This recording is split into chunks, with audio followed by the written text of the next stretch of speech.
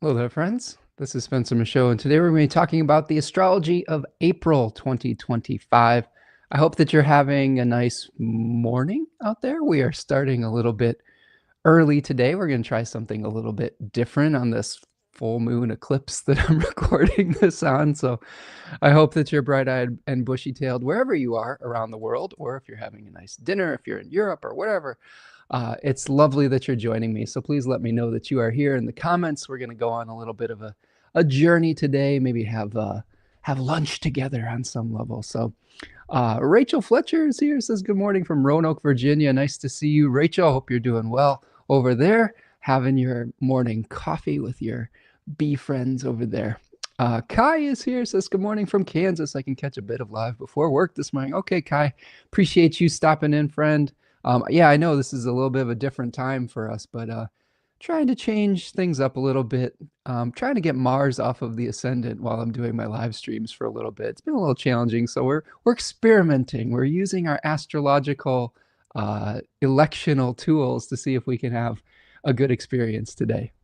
Tarja says, "Is this real? You are early." It is real, Tarja. Thank you for joining us, I believe, from Finland. I'm sure for our European friends, this is probably quite a treat because it's not like 8 o'clock at night or whatnot. So thank you so much for joining us. And moi to you, Tarja. Dimpy, good afternoon from the Netherlands. Nice to see you, Dimpy. Hope you're doing well and hope your garden is getting ready to wake up for the season. Always like hearing your gardening updates from, I believe, a Virgo friend. Susanna is here, says moi, Susanna. Hope you're doing well. Hope you're doing well over there in Finland again, my friend, and feeling good today and healing up from whatever you were going through and getting back to the paints and to the beautiful nature walks. All right, friends, we've got a lot to cover, a lot of ground to cover today, and we are going to start with a few announcements. So, of course, today we're talking about the astrology of April 2025. We are in the middle of March 2025, which has had already had its fair share of astrology, and we're going through it. I'm recording this literally on the full moon lunar eclipse, which sometimes that's just how it goes. We've been coming off of a void of course moon. We, of course, are having Venus retrograde throughout March, and we're going to have Mercury stationing retrograde as I'm recording this, basically. And but April could be, I think, slightly. I hesitate to say better or worse because I don't. All of that is relative, but I do think that there are slightly less concerning elements or disruptive elements, I guess I would say. We're going to see Mars going back in bounds. We're going to see Mars leave Cancer, which is super cool. And then we're going to have Mercury and Venus stationing direct. So those are kind of our big things. I'll kind of go through it here with you. But hopefully April will help us to calm down a little bit and maybe restore some order within what feels like chaos at this point. So a couple announcements. You can find me over at spencermichaud.com here. If you're struggling with this season and you want to have a good fresh start for 2025 with the spring equinox coming up, reach out for a reading. You can find me over at spencermichaud.com. There are different types of readings that you can sign up for, including a natal reading, transit reading. I do astrological tutoring and teaching. I'd be happy to help you answer one specific question or issue as well. All of it is there at spencermichaud.com. Check on the Book Now button to schedule, or you can also check out the store there if you're interested in any of the lectures that I've given or some of the. I'm going to share some slides from some of my previous Decan webinars today. If you want to get an in-depth look at the decans or with the how to utilize the tarot with astrology or with the 7 traditional planets, we have a series of 7 traditional planets that we are doing with my partner Tanya Andrews of Third Coast Mojo. You can find that now on the store at spencermichaud.com. Of course, we do have this Dignity and Devotion Mars webinar coming up in April.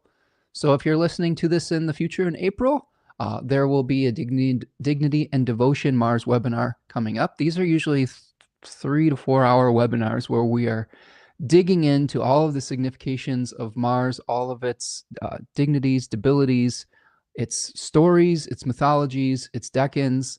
We're going to be talking about how to craft a ritual practice and utilize an altar space and do astrological elections and astrological magic associated with Mars, whether to ease some of the challenges of Mars or to make friends with it and see if we can utilize it to our most effective advantages. So check out that. That's going to be February. I'm sorry, February. Come on, buddy. We can get through this. It's early, but let's do this.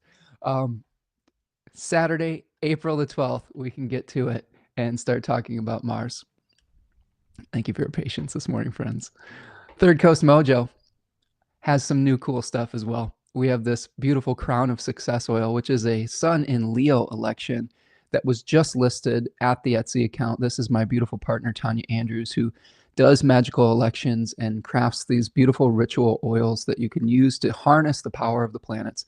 Crown of Success is a really great one. This is a great one for being able to put your best self out there and to maybe kind of tip the scales in your favor as far as being successful in your endeavors. So make sure you check that out and support her as well.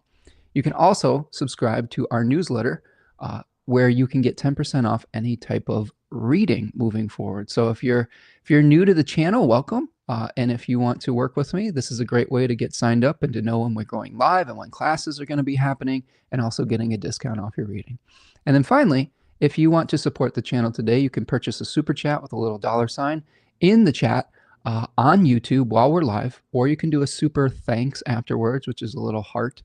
Or you can go to buymecoffee.com and support the channel that way. That's sort of a crowdfunding, crowdsourcing site, sort of like Patreon, that helps me to keep the lights on here, to buy the equipment, to purchase all the subscriptions for all the software that I use and things of that nature. So thank you so much for all of your contributions in the past, for those of you who have been able to support, and I just appreciate you.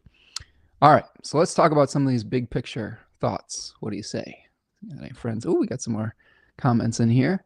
Dimphy says, it's 4 in the afternoon, not much gardening here yet. Well, 4 in the afternoon, that's a kind of a nice afternoon tea time, right?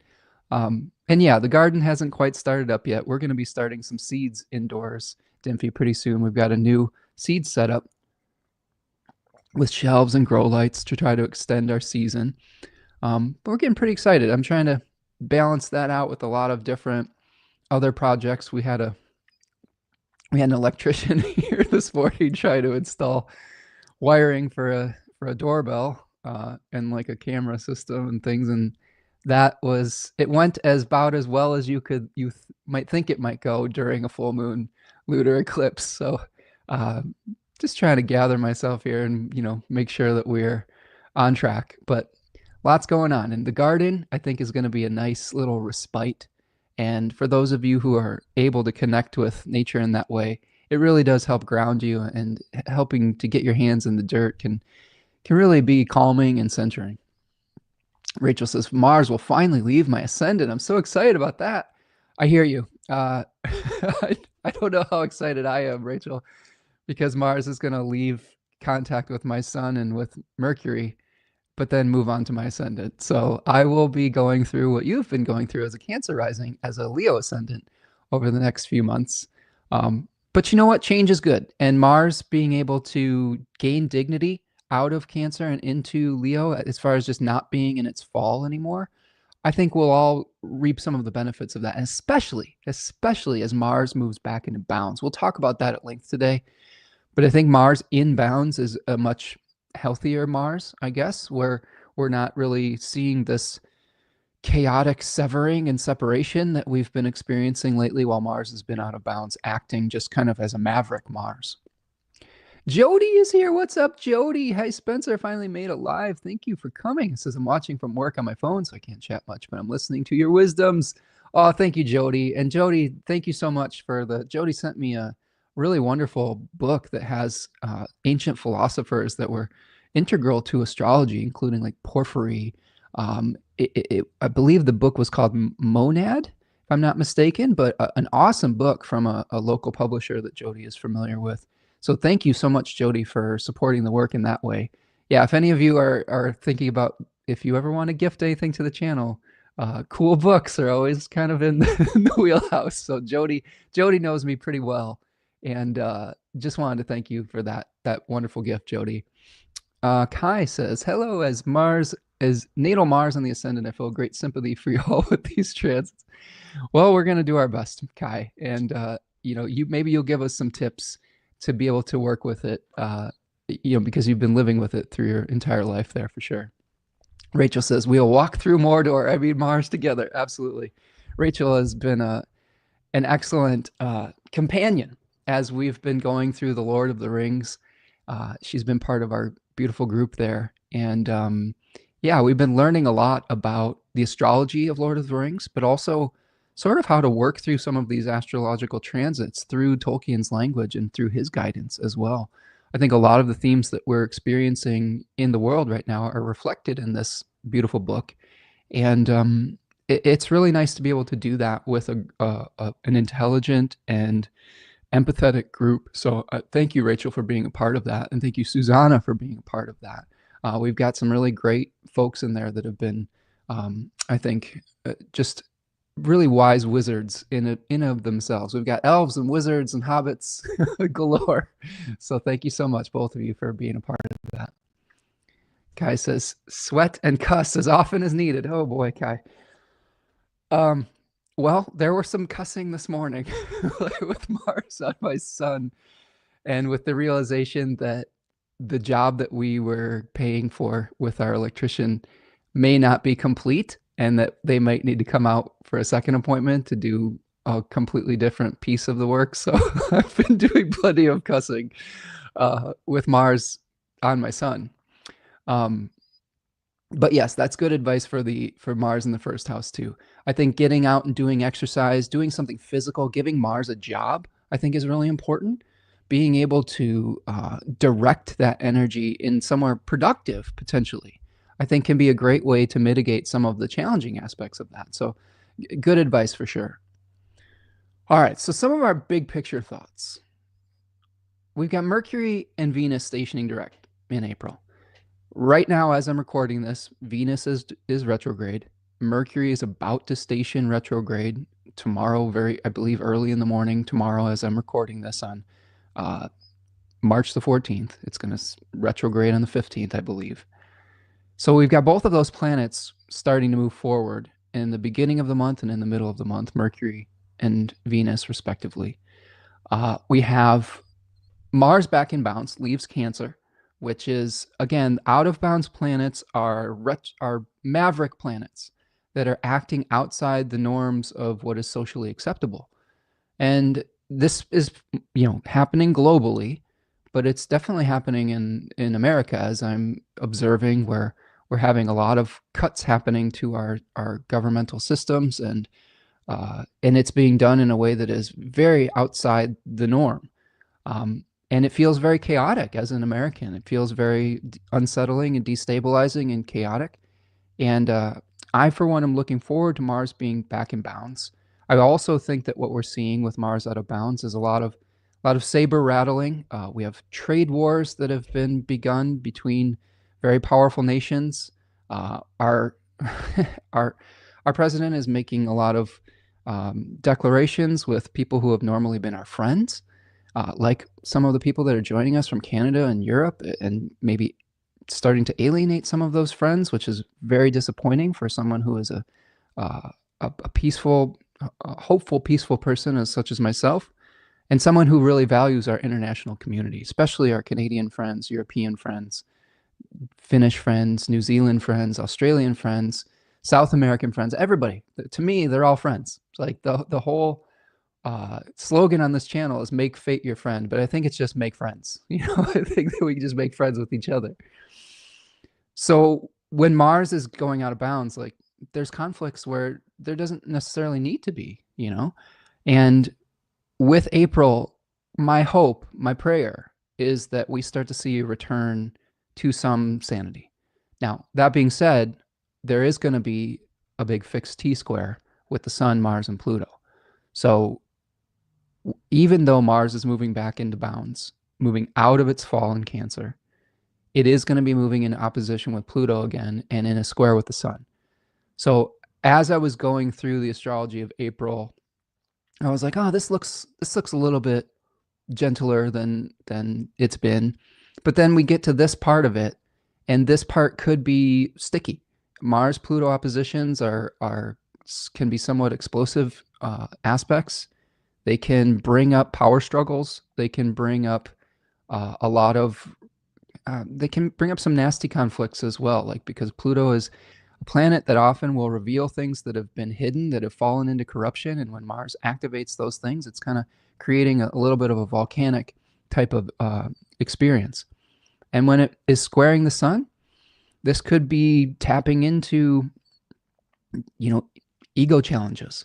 So I think we have to really watch out for that in April as we move through ego challenges, as we move through bringing up volcanic forces, lava forces from underground that we might have to deal with, that we have repressed for a period of time.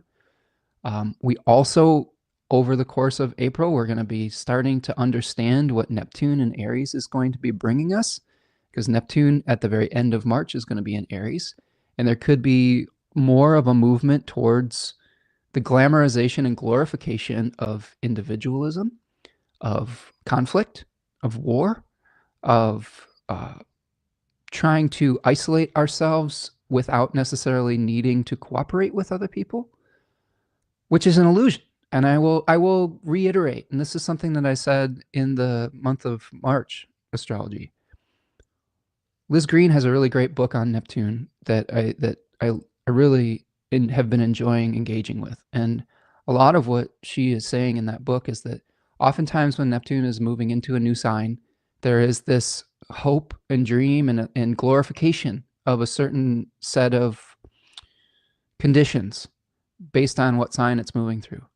And by the end of the 15 to 20 year cycle, we start to see that that was an illusion, that might not have been truth, that we might have been duped on some level, right? And I think that the glorification that we are seeing happening right now, even before Neptune is moving into that sign, is glamorizing fierce independence, glamorizing, the strong man, the strong arm, and I think that will prove to be false on some level. Not that we can't be strong and individuals, but the illusion is that we can do all of these things by ourselves and not have it affect other people. I think that's the real challenge, is that we are interconnected as a global community. We're interconnected as a human species, with not only with each other as fellow human beings, but with other species on this planet. Our actions do have an effect, and we do have interconnected relationships with each other. So something to meditate on as Neptune is moving through Aries is it may the noise around, well, you can just pull yourself up by your bootstraps type of thing, and we'll be okay, like the whole kind of America first type of mindset, right? Where it's just like we're becoming more and more isolationist. And this might be true in other countries as well. This was true in the UK with some of the Brexit stuff, where they were trying to become more of a independent place outside of the European Union. And it's probably true for a number of places in the world as well, because America is not the only place that is dealing with these astrological impacts. So I would encourage you in the months ahead, as we start to see the Neptune and Aries movement, is to try not to get swept away in the my way or the highway type of thinking. Try not to get swept up in the force is the only means by which to solve a problem. Because I think that we're going to see that more in the collective, and we have to become the balancing force to that. Let's see. Rachel says, excellent advice. Absolutely, Kai. Taku is here. What's up, Taku? It says, I'm early today. Yes, I am. I'm attempting to avoid Mars on the ascendant is what I'm doing today, Taku. The last few live streams, the afternoon hour has Mars on the ascendant, and I have found that it's increased some conflict within the chat at various points, and it has also increased the martial tendency to bring things that are outside of our control that are negative, like Like I'll have computer problems when Mars is on the ascendant, or there'll be a bunch of sirens happening, or it's just noisy and distracting. So I'm making an attempt today to finesse with our knowledge of the stars and see if we have a better live stream because of it. It's an experiment. I'm not saying this will be 11 o'clock every day, but we'll see how it goes. And if you let me know, give me some feedback, friends, if this time works for you, or what is your preference. I will at least take that into consideration. All right, so we've got that fixed T-square. Sun in Taurus is what we're going to be looking at moving forward. We have the sun in Aries in the beginning of the month, but then the sun's going to be in Taurus for basically the final part of the month, I believe, April 20th or so, 19th, excuse me. And then it's going to be squaring Mars in Leo and Pluto in Aquarius. So we'll talk about that in more depth. We have 2 Venus-Saturn conjunctions that are happening over the course of the month, and we've had already 1 Venus-Saturn conjunction. And those Venus-Saturn conjunctions are happening very close to the North Node, so we'll break down some of the significance of that.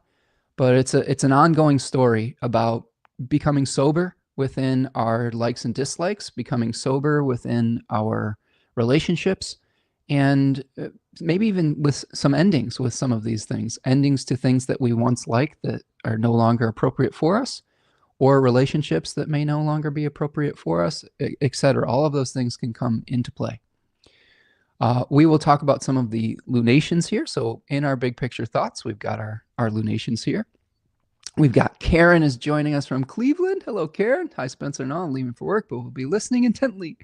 Oh, appreciate you, friends. Appreciate you, Karen, for hanging out with us here today. And thank you so much, everybody, for being flexible with the time and making the adjustment. It means a lot to me to see all of you still here today. So appreciate that. Taku says, my solar return is happening when the T-square goes exact. Oh, my goodness, Taku. That is going to be fun for you. We'll get through it. We'll help get you through it. You know, I think anytime we can identify a challenge or a problem in the sky, there's always an equal and opposite reaction. And sometimes even just the reaction to something is learning when it's going to begin and when it's going to end, and how to accept some of the challenges and frustrations that we're going through. So a really important part of astrology is the Stoic perspective, where when we start to understand how these planets may be influencing us and what the conditions, whether they're conducive to something working or not, that can help us to forgive ourselves a little bit when things aren't working out exactly how we may have thought. Like one of the advice I gave last month for folks was, hey, get your taxes done last weekend, this weekend before I'm recording this, because that's the best Mercury is going to be position the Mercury is going to be in for a number of weeks. And I powered through and got my taxes and my partner's taxes done this weekend. And it feels like it went okay, but there were some other projects we were trying to get done too, and we just weren't able to do it. And now there might have to be an acceptance that those projects are going to go a lot slower with Mercury stationing retrograde and Venus retrograde. So, and because we know that astrologically, we can release some of that frustration, and then we can shift our perspective towards things that might be working out. So I think you'll be okay, Taco. We'll get you through it. Chad's here. What's up, Chad? Stopping in from Cleveland Heights. Nice to see you. Thank you for stopping in today, friend. All right, so let's talk about some of these lunations. Lunations is a fancy word for new moons, full moons, and quarter moons. So we have a first quarter moon in April, on April the 4th at 15 degrees of Cancer, squaring the 15-degree Aries sun. So that's going to be a first quarter moon that is unfolding after the new moon solar eclipse in Aries. So this is something that will help us bring something into being. We may have to balance out our own personal desires with the needs of a group, or with the needs of our family, or with our domestic situation. So it's something to keep in mind with that first quarter moon. We'll have a full moon at 23 degrees of Libra on April the 12th. That's very close to or conjoining a fixed star called Spica, which is a very fortunate fixed star. So I'm kind of looking forward to this full moon as one that could be somewhat fortunate potentially. Generally, Spica can bring us gifts and help guide us in the right direction. We have a last quarter moon at 1 degree of Aquarius on April the 20th. That's going to be squaring the newly ingressed sun into Taurus around that period of time. And it's going to be really activating and starting to activate that big fixed T-square. So that last quarter moon could be a little sticky. That's probably the stickiest part of the month, around the 20th. The beginning of the month seems like it's going to be probably a little bit, I hesitate to use the word easier because it's all relative. But I think astrologically, the astro weather starts to get a little bit more fixed and a little bit more standoffish as we move towards April the 20th. I don't know why I want to say February today. The final lunation we have of the month is the new moon in Taurus at 7 degrees of Taurus on April the 27th. So that to me looks like a pretty nice new moon. That one's going to be hosted by Venus, a direct Venus in Pisces. I don't see any super challenging aspects from malefics. So that's one to look forward to, is the new moon in Taurus on the 27th of April. We have a number of ingresses, which is the way that we describe a planet moving into a new sign. We have Mercury moving into Aries, out of its placement in its fall and detriment in Pisces, because as we have the Mercury retrograde cycle over March, we're going to see Mercury retrograde back into Pisces, a place where it really struggles to do some of the things that it would normally be helping us with, assisting us with, like accounting, like separating things into category, giving and receiving messages clearly. Pisces Mercury is okay for doing things that are poetic, like writing a poem, writing a story, playing music, seeing the beauty in something, but it's not necessarily good for linear thinking.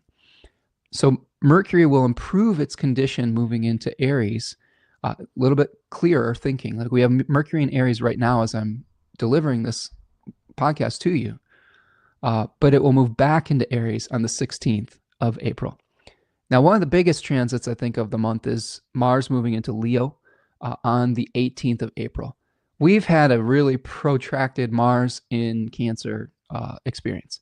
And that's tough because Mars does not generally enjoy, or we as human beings don't generally enjoy, when Mars is moving through Cancer for a few reasons. I mean, they're not everyone, I could say, but there are some advantages to that placement. There always is for everything. But with Mars in Cancer, generally what's happening is we are experiencing conflict, severing, and separating in an area of the zodiac that we normally look to for security, support. I don't know if consistency would be something that you would describe Cancer with. I guess you could say it's consistently changing, consistently cyclical. But it's normally our safe spaces. And when we have Mars kind of going through and shaking up our safe spaces, that can be very uncomfortable. And it can lead to a lot of indirect conflicts, because Cancer is a sign that doesn't necessarily enjoy head-on conflict. Speaking as a Cancer Sun and Mercury, I'm not a fan of face-to-face conflicts. I have learned that I have to do that sometimes, because being passive aggressive isn't healthy either. But that's something that we can sometimes associate with Mars and Cancer, as those kind of backbiting, passive aggressive types of conflicts. It's not that Cancer or Mars and Cancer cannot fight. It's just that it does it in a way that is sideways, backwards, behind the scenes. And sometimes that creates more of a problem than if we were just to face our challenges head on. So a real improvement, I think, for Mars moving into Leo. The caveat with that, as I've said, is that it will start opposing Pluto once again. And we'll talk about that. And then it will make a square with the Sun. The Sun will move into Taurus on the 19th of April. So that begins Taurus season. I love Taurus season. I'm a Taurus moon, and I enjoy Taurus season just because in the Midwest of the United States, the flowers are out, the trees are starting to blossom, it smells good, you're starting to feel good about life again after the end of winter. It's a really nice time of year where I live, so I hope that it's a beautiful time of year around your area as well. A Venus ruled sign, beauty, right? So speaking of Venus, it is also going to ingress into Aries on the 30th of April.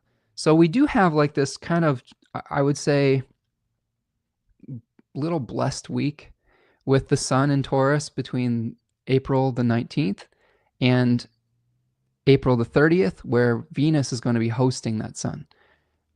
Really nice synergy between those two planets, Venus and her exaltation, the sun in a place that is a little bit more stabilizing. I think that could be a really potentially a nice week within the astrology of April. Solar phases. So we have a number of planets doing solar phases, which includes switching directions. We do have Neptune emerging from under the sun's beams at 0 degrees of Aries. Now that is somewhat controversial. Actually, let me back up for a second. On the 1st of the month, April 1st, Venus retrograde emerges as morning star. So there's nothing controversial about that. This is going to be Venus becoming visible again at 27 degrees of Pisces. And it's going to be starting its visible morning star phase where Venus becomes a little bit more of a warrior goddess rather than a harmonizer. So something to consider is that we may be a little bit more aggressive about sharing our beliefs, sharing our values, and maybe even potentially fighting for those values. It's going to emerge as the morning star, conjoin the North Node and Mercury. So a lot of ideas about idealizations, okay, and also figuring out what sacrifices are going to be necessary to bring our dreams into reality, to bring our values and our ideals into reality. And then we get to this semi-controversial emerging from under the beams. Neptune emerges from under the beams at 0 degrees of Aries on the 4th of April. Now, the reason I say that that's somewhat controversial is because Neptune is what we consider a modern planet outside of the 7 traditional planets that we would analyze in astrology. And it's not considered a visible planet. The 7 traditional planets were utilized in astrology because they could be seen. And these outer planets, Neptune, Uranus, and Pluto, we had difficulty seeing them before the advent of the telescope. So the visibility parts of those planets could be up for some debate. So them emerging from the beams is more of a symbolic type of thing rather than a physical, like, oh, I can see Neptune now. But I thought it was worth mentioning because I think it could symbolically help us to understand what we're dealing with Neptune in Aries after its conjunction with the sun. Like it's kind of this Neptune cazimi that we're seeing at the last week of March. And now we're going to get to see the results of that new infusion of energy. We have Mercury stationing direct on April the 7th at 26 degrees Pisces, the same day that Mars goes back into bounds. So that's really interesting when we see two really major planets having a solar phase happening at the same time. We have Venus stationing direct at 24 degrees of Pisces on April the 12th. Okay, so keep that on your calendar. It's in Pisces is the exaltation of Venus, so a comfortable place for Venus. And then we have Mercury exiting its retrograde shadow at 9 degrees of Aries. That basically means that Mercury is starting to traverse new ground from the place that it retrograded or began its retrograde cycle. So it will feel like things are starting to move forward again. We will have redone some of the things that needed to be redone. And I think we'll be breaking new ground by the 26th of April. We have out of bounds planets. Again, Mars is the big news for April. Mars has been out of bounds since December the 30th. And we've talked already a little bit about Mars being out of bounds and about it being sort of a renegade conflict maker, kind of a shit stirrer, if you will. And we've seen this with world leaders getting into really nasty conflicts with one another, some of which are very out of the ordinary and potentially not necessary, right? Like this is just conflict for the sake of conflict. And maybe this starts to restore some sanity around April the 7th when Mars is back in bounds, potentially out of Cancer as we move into Leo on the 18th. We could hopefully, fingers crossed, start to see some things start to settle down a little bit. The moon will be out of bounds between April the 1st and April the 6th. Again, April the 16th through April the 21st. And then finally through the 28th of April through May the 3rd. So again, moon out of bounds, not that uncommon. That happens generally 2 to 3 times a month. But we might be feeling a little bit more emotional. Our bodies might be feeling a little bit tired, or we might be having more swings wildly from one extreme to the next. So it's just nice to kind of know when those things are happening, so we can be like, oh, the moon's out of bounds. Maybe I just need to center myself and take it easy today.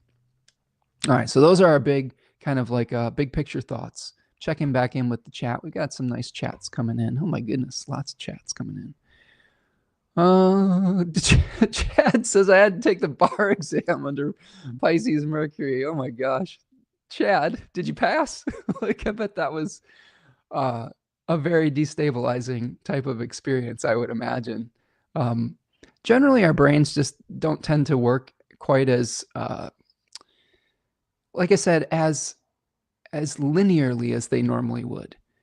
It's time period where we're just thinking of one thing equates something else, rather than like think of, as an example, Mercury in Virgo is the exaltation and domicile for Mercury.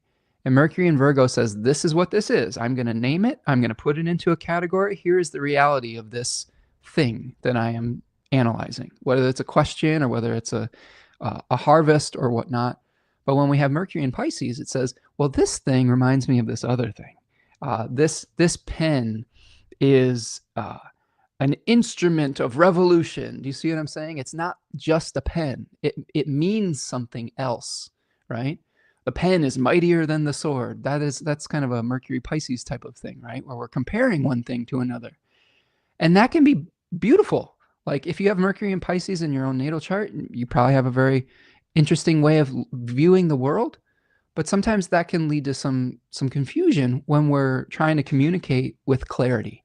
And like taking the bar exam, there's probably very specific questions. Like if you were writing a song, or if you were writing a poem, or if you had a poetry exam, that'd be Pisces Mercury might be fine. But the bar exam would be challenging, I would imagine. Did you pass? Let us know in the chat. You find out on the, okay, hold on a second, on the 4th, the 25th of April. Well, Mercury will exit its retrograde shadow at that point, friends. So good luck to you on that. All right, so let's see. Jolie James is here. What's up, Jolie James? Nice to see you. Thank you for joining us here this beautiful, beautiful Friday morning. Raj is here. How you doing, Raj? Nice to see you. A little late to the party. Oh, you're fine, buddy. We're early today, so you are right on time. We are trying to avoid Mars in the first house, and we're meeting under the auspices of a Gemini rising this morning in my time zone instead of Cancer rising. So Gemini is my 11th house, which is an auspicious house, rather than starting the live stream when the sun is, or the rising sign is in my 12th house, which is a little bit more challenging. Aaron is here. What's up? Aaron says, hi, Spencer. And what a strange and gnarly time currently. I cannot wait for Mars to move out of my 10th house. Aaron, I feel you. This is it's been a lot to process. I was really struggling with my nervous system earlier this week. I had done taxes for myself and 2 other people, and that took an enormous amount of concentration. If any of you have ever done your own taxes, it's just a lot of details to keep straight. And as somebody who obsesses over every tiny little detail, man, I'll tell you, my nerves were shot. And we are working on a number of other projects too, and also just trying to process all of the things that are happening collectively and socially, politically. It's just a lot to process. But I think staying centered, staying grounded, communicating with your community like we're doing here today, talking it out, sharing empathy for one another. I had a really great conversation with my dad the other day. I know that not everyone is so fortunate as myself to have a parent that's alive or caring and loving. But when I was having my kind of like mini nervous breakdown, my Piscean father was able to just kind of talk to me and listen. And that was really nice. I was really appreciative of that. And sometimes we just need people to listen to us without judgment and without even trying to fix anything. So hopefully we can do that for each other here today. And hopefully you have that in your life. And I'll try my best to be at least play some of that role for you here today if I can.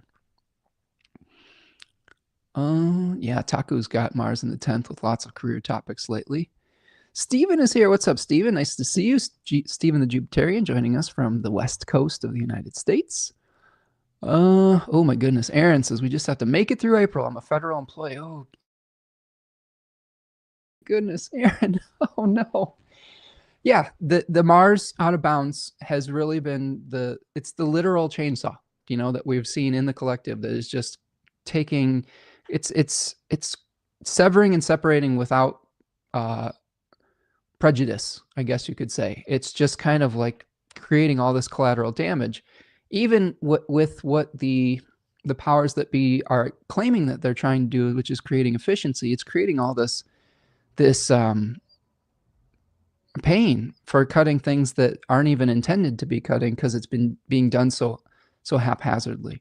So Aaron, I wish you the best, and I hope that your employment is safe and that you are able to get everything that you need. And I'm really sorry this is happening, and we'll try to figure this out as a collective together. Chad says, the auspicious fact of all this Pisces energy during my bar exam was that Pisces is my second house. So hopefully Venus, the sun, and the North Node will bode well for financial success. Ooh, good. Yeah, I think that could be the case. I think that the only thing I will say is that Saturn's moving through your second house. So there's probably been a lot of responsibility when it comes to your financial things. But I do think that the Venus-Saturn conjunctions could be auspicious for solidifying some of those changes and softening some of them and some of the process. So I wish you all the luck in the world, Chad, with the passing the exam. And, and here's the thing, even if it doesn't work out, you could always try again. And maybe the universe is guiding you in whatever direction that you're meant to be in. But I have a decent feeling it's probably going to go okay. I wish you all the luck in the world, friend. Yes, Stephen, we are here today on Eclipse Day, which is, it's risky, but sometimes that's just what we have to do. Aaron says, it sounds like you're an Aquarius rising. That would make Libra your 9th house. I do love symbolism for an attorney. I'm sure you'll make a great one. And believe Aaron is talking to Chad. Yep. I think that's, yes, Aquarius rising. If Pisces is their second house and they're using whole sign houses, that is correct. So I think we're all wishing you the best, Chad. Steven says, when I had to take a certification exam, I scheduled it from when Mercury was in Aquarius. Well, it's a fairly auspicious time, right? Well, having your Mercury return for that, absolutely. Jolie James says, Mars has been on my moon in Cancer, ready for it to go, ready for Mars to return to Leo. I think we're all ready for that change on some level. Some of the advantages of Mars in Cancer, I would think that us Cancerian suns, moons, we may have felt a little burst of energy that we might not normally do. I would say that the way that it's manifested for me is that I've been trying to channel the martial energy into fixing things in my house that I've been unhappy with for a long time. And sometimes when we get stuck in our ruts and we get comfortable with something, it can be very hard to make those changes. But Mars has been saying, no, you got to make this change. The time is up. It's time to do it. And it's exhausting, but I think at the end of it, we might find that we've made a lot of really great progress, and you might feel that way as well too. But Mars on the moon that can be a little tougher sometimes, because that can manifest as a lot of inflammation or challenges within our bodies instead of just our spirits, like I've been experiencing a fiery spirit rather than a fiery body. Aaron says, someone needs to tell my nervous system that I'm not actually being chased by a bear. I hear you. I feel you on that, Aaron. Some of the things that we've been trying to do as far as updating our home and things like that are because we had an experience of someone potentially trying to break into our house a few weeks ago. And we've been taking a lot of steps to fortify Mars and Cancer, our abode, right? And it does feel a little bit unsafe when Mars is in that place that is attacking a place of sanctity, of sanctuary on some level. So I feel you on that. And I will be happy when some of these improvements are put in. Aaron says, thanks, Spencer. It's been a lot lately. As a federal employee, I'm also giving a 2-hour talk at Nightlight for their speaker series. Oh my goodness, congratulations. It's just all the things. Yeah. Well, that's awesome, Aaron. And you'll have to let me know when that is and the topic that you're speaking on. That's a great opportunity. And one day at a time. Just pace yourself when you're putting your talk together. I know all about that pressure. My biggest advice I can give you for that is don't leave it for the last week. Like, just get it done in advance if you can. Pace yourself with it, and you'll feel a lot less stress moving up to that. I've learned that the hard way. I've had times where I've had to talk and I've been really scrambling with slides and notes, even a day or two before, and that puts a lot more pressure on your shoulders. So getting things as far done in as far in advance as you can probably take a lot of that stress out of your life. But sometimes life happens, and things will happen when they do. Yes, may the odds be ever in your favor. Absolutely. Steven says, love you for taking the risk on this lunar solar eclipse day.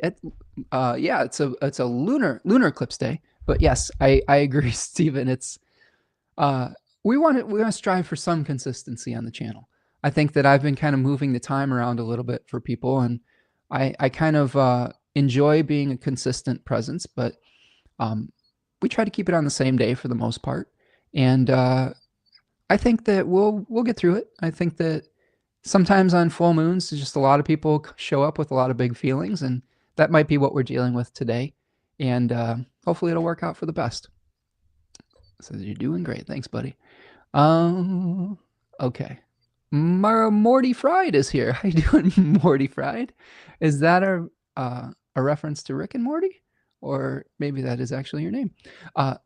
Forgive me if it is, and that is a cool name. Mars in my first burned me out. I'm taking a break from my uni studies to adjust to immunosuppressant therapy to give my brain a break. Mercury and Pisces is just the tonic for me. Creative juice. Yeah, so sometimes Mercury and Pisces can be the timeout that we need, right? So that definitely can help us to take the break that we need, to not necessarily have to think so linearly all the time. Aaron says, oh my goodness. Aaron says, my talk is tomorrow. I am prepared. Oh, good. I have more material than I need. I'm certain. The eclipse is conjunct my natal Saturn in the 12th house, ruling my 5th. So it's accumulation of a creative project. Oh, good. And then Aaron says, the talk is tomorrow on the decennials and planetary decades, a timing technique taken primarily from Maternus. Oh, cool. So everybody go over to Nightlight Astrology, sign up for Aaron's talk on this excellent topic from Maternus, and support her on her journey. So that's awesome. Okay. Steven says, I'm trying to wake up. Okay, good luck. Good luck with that, buddy. All right, good. We've got support for Aaron here. This is what I like to see. Coming together as a community, supporting our friends, our intelligent friends in the community here that have beautiful things to share. That's, this is the thing. Like, we're all interconnected. We're all trying to just, do the best we can within this world. And I think supporting one another that's the way to go, rather than this, I don't know, like, I've always had an aversion to some of the things that I view that late stage capitalism tries to push us into, like competition and jealousy and things of that nature. I think that being able to support each other, especially in the astrological community, is so very, very important, because we're already outcasts with the rest of society on some level. So being able to support each other in our talks and our journeys and things of that nature, really, really important. And I hope everyone will go over to Nightlight and support Erin on her journey there tomorrow. Lauren is here, says, I'm here, ready to find all out about April's astrology. You always give all the best details. I will do my best. Lauren, I think my brain is sharp this morning, as sharp as it can be in a full moon lunar eclipse, but we are out ahead of the 2 p.m. Dopamine crash that generally happens for me after lunch, and I'm like, oh, I'm ready for a nap. So you're getting a little bit more, I don't know, vivacious Spencer here in the morning. Aaron says, thank you so much for the shout out, Spencer. Thanks for the support, y'all. I'm going to be nervous, but I have a lot of really fun example charts. So yes, please come. Absolutely, Aaron. Well, we will try to do our best to support you. Rachel says, "Congratulations! Yay! Okay, all right, friends. Let's keep rolling. What do you say? We've got this beautiful Gemini rising where we're sharing all of our details, but we got to get to the task at hand, right? So what I'm going to do is I am going to start by talking about the sun in Aries II. So we're going to start here, and here we go. Oh, I'm so happy everybody's signing up for Aaron's talk. Aaron says, this is the best, really is the best community. I should have mentioned, yes, please register. You can get the recording if you can't make it live, and it is free. Nice. Okay. Oh, yes, and Taria is signed up. Okay. I just love seeing that. Sorry for those of you who are coming just for the astrology, but having this be a destination for people to share their projects and share their the good things in life, just there's so much conflict and challenge that if we can show up for each other in this channel and support one another, I think we should make a little bit of time for that. So thank you so much for that. All right, friends. So Sun in Aries 2. Let me just show you the chart that we've got going on here. Let's put my big mug over there. This is, I'm going to go back to April 1st. And here is the sun in Aries 2. We'll just give you the lay of the land here at the very beginning of the month. Sun's going to start out around 11 and 12 degrees of Aries. We've got the beginning of April has Mercury retrograde conjoining the North Node and Venus still retrograde in Pisces. Saturn is in Pisces. We're starting the month off with Mars in Cancer. Jupiter is still in its exile in Gemini. The moon will be starting off with an applying aspect to Jupiter. So that could be positive, but that could also make us feel slightly overwhelmed. My personal experience of Jupiter and Gemini has been just my attention being split in a lot of different directions and having to really learn how to prioritize my time and energy and all of those types of things. So we may be getting another lesson in that at the beginning of the month of how to prioritize when our attention is pulled in a lot of different directions. We've got Mars, starting to apply to that opposition with Pluto in the weeks ahead. It's not quite there yet, but we'll keep our eyes peeled for that. We've still got Uranus and Taurus, final kind of few months of Uranus and Taurus before it moves into Gemini on my birthday, 7/7/2025. So happy birthday to me. It's a Uranus shifting signs. But I think that we're tying up some loose ends and trying to figure out how to atone for mistakes made in the past, potentially, which is a theme of Taurus III. We're also learning about humility in the face of nature and trying to find innovative ideas and solutions to the challenges of climate change and things of that nature. Uranus and Gemini is going to bring a whole different kind of vibe that we'll have to work through, and we'll get to that when we get to that. We've got plenty to discuss just for April. You also should notice that Neptune will start out the month in Aries, so the very beginning of Neptune's journey through Aries. So I would encourage you to pay attention to the changes in what we are glamorizing and what we may be also falling under a mass delusion around. I think that sometimes with Neptune moving through Pisces,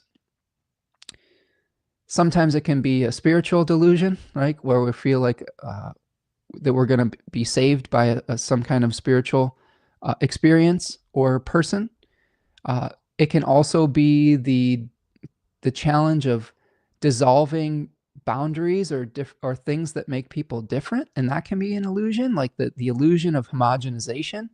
That may be something that we're starting to awaken from, that if we just dissolve all the boundaries between any sort of duality or any sort of differences, that's going to be the solution to move us forward, and that we might be waking up from that. But again, Neptune in Aries is going to bring us a much more aggressive Neptune, a much more independent Neptune.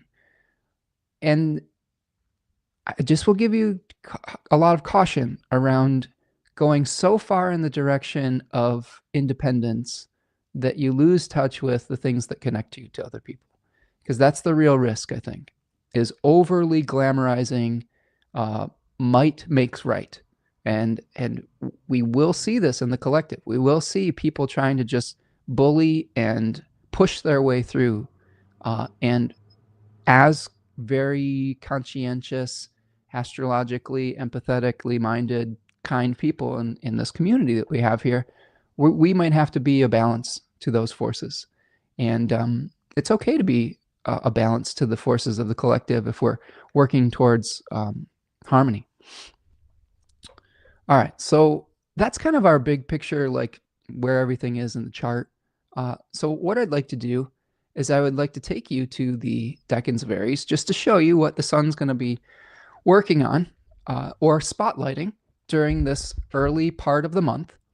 Here we see the Three of Wands, and this card is called the Lord of Established Strength, or the Lord of Virtue. Austin Coppock calls this the crown. This is the decan where we experience the sun's maximum degree of exaltation at about 19 degrees of Aries. So there is a lot of royal signification with this decan. The sun is in its very, very powerful space where it says, "This, I am the center. I am the authority figure," type of thing. With this particular decan, we have established what we are not from the first decan of Aries, if that makes sense. We've said that was a Mars-ruled decan in a Mars-ruled sign. It was very martial. We've severed and separated from the collective. And now we are in the solar decan of Aries, okay, ruled by the sun, okay, the maximum degree of the sun's exaltation. It's a very solar decan.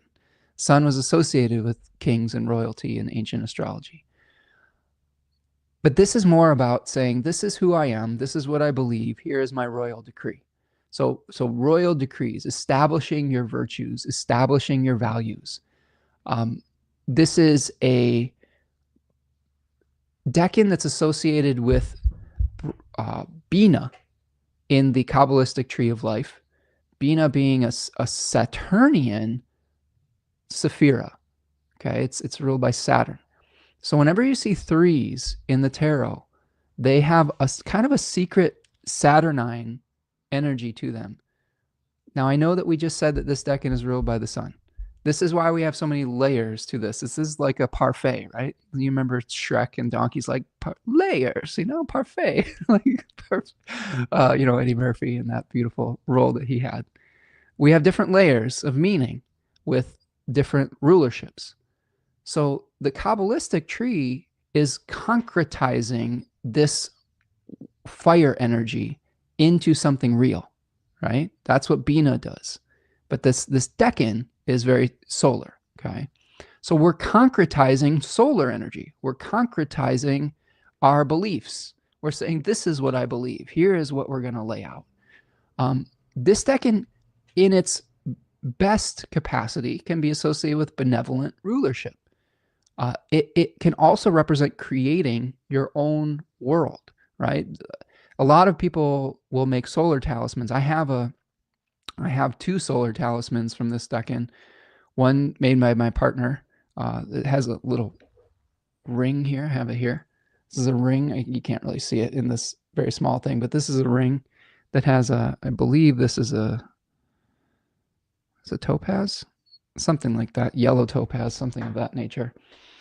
And that talisman really, I think, helped. I think it was a very protective talisman as far as like sort of creating this bubble reality when the rest of our society was kind of going through a lot of challenges. We sort of survived it, I think, better than many. Very, very fortunate. And I think that that's what Aries II can do. You're creating this own kind of experience that it's almost like a little bit of a bubble. I have another Aries II talisman from my beautiful friend Janet Goodspeed from Good Sigil, and that one's real spicy. I put that on when I'm like, usually I try to wear it on Sundays. I've had to kind of stop wearing that one a little bit more because Uh, as a Leo ascendant with the sun in the 12th house, it has been a lifelong struggle for me to try to figure out the right balance of assertiveness versus acquiescing and cooperation with others. And I think that there have been times in my life where I've really fluctuated from insecurity, sun in the 12th house, to like overdoing it and like arrogance and domination. I am of the belief that planets in the 12th house, because it is the joy of Saturn, and Saturn being a planet that when you read the Orphic hymn related to Saturn, it talks about increasing that which is lacking and decreasing that which is excessive. It's a planet of Nemesis. Nemesis was the goddess responsible for doing that very thing. And I think planets are going through that same process in the 12th house. They're learning balance. There is some excess. There's either a lack of something or an excess of something. So this being a very long-winded way of saying that sometimes when I wear an Aries II talisman, it almost brings me an excess of like royal authority. And I feel very blunt when I wear it. So you have to be careful if that's not something that you're used to during this period of time. You might be just very direct and you might just say things very plainly. And in some situations, that is appropriate.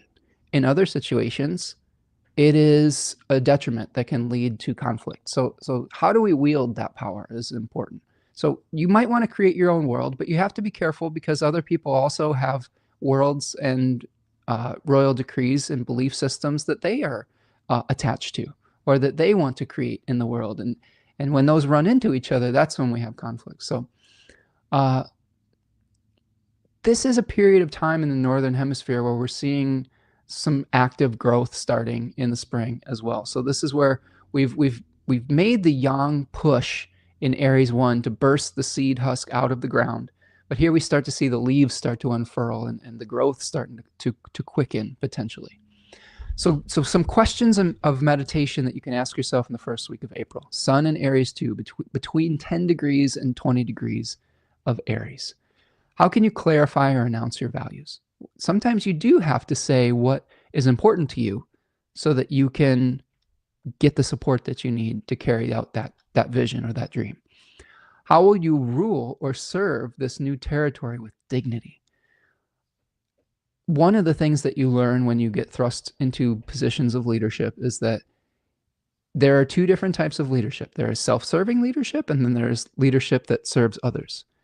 And I would say that 9 times out of 10, when you choose the leadership that is self-serving, there will be alternate forces that are activated to take you down from that position of power.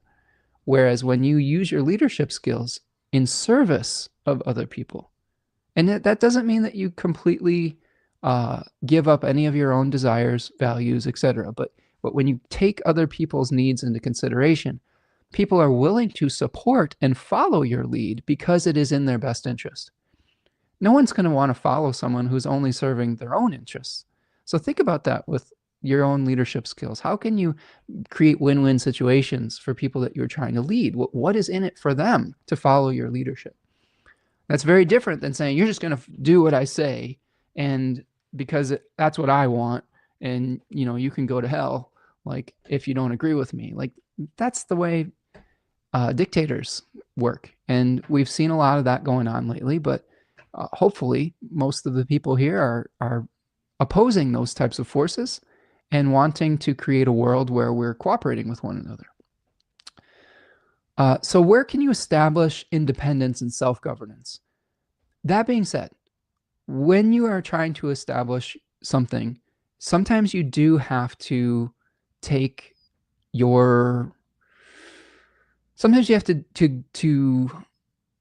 just do something, and you can't always ask permission for every single part of the step. I think that that's something that I've learned the hard way, is that there are times where I don't need a bunch of feedback about what I want to do. I need to just do it. And if I make a mistake, I have to kind of go back and atone for that mistake and redo it or something of that nature. But there will be times where you have to just take independent action and then kind of work with how it unfolds. So this is an important time of year to practice those types of things as well, within reason. Again, it's all about balance. So where do you make your own rules? There are parts of your life where you don't need cooperation. You don't need to ask someone else's opinion. And everyone has that type of energy in their chart. Look at the Aries house in your chart. And that might be a place where you should be a little bit more independent about your belief systems and about your actions. For me, it's the 9th house. So for me, my belief systems and my faith is something where I've had to be very independent. Like, I didn't come from a family of astrologers. I didn't come from a family of like symbol readers. I had to be the pioneer in that regard. It doesn't mean that we had a huge conflict about it. It's just I went my own way, and my family has a different sort of way of viewing the world. And it's honestly, it's not that much in conflict. I'll tell you a little story. The nice talk I had with my dad, he sat down with me in a Zoom call, and I was starting to explain his natal chart to him. And it was a nice moment of connection. Like he's able to create space for me to be myself, whatever that is. He has his own opinions about how to live life and things like that, but he's always created space for me to do that. And I wanted to share with you, as we are dealing with a South Node K2 eclipse today, my lovely father has K2, the South Node, on his ascendant. And it's just really amazing to see how objective we can be with like the South Node conjoining an angle or something like that. That is I'm starting to make a lot of interesting connections with K2 and how that actually manifests in people's lives. So finally, with Aries II, what skill set does healthy leadership require? If you don't have leadership skills, how can you learn them? How can you practice them? How can you practice asserting your own viewpoint, your own desires in a way that doesn't necessarily harm others or that doesn't interfere with other people's agency? Okay. And then finally, how can you take responsibility for your own power? This is a toughie for a lot of people. Some of us who are sensitive, some of us who have grown up in environments that we felt somewhat disempowered in, we can fear our own power because we've had to repress it, because asserting power wasn't a safe thing. As kind and as open and as objective as my father is, I've had step-parents that were the exact opposite, and it didn't feel safe as a young person to assert my power, authority, etc. in those situations. Like, I had a stepdad. I love my stepdad, but he's a no-nonsense, old-school Italian police officer from Chicago. So you can imagine trying to figure out your own sense of empowerment with a very, very strong personality that there wasn't a lot of space for that in that situation. So how do you own your own power and learn to wield it in a way that is healthy, even if you didn't have those necessarily healthy examples in your youth? All right, so that's Aries 2. That just sets the scene for the first week. And I'm going to check back in with the chat. We've had a lot of chats here that I've missed so far. We'll go back to we'll take this off of the stage for a minute. And we'll go back here. Let's see.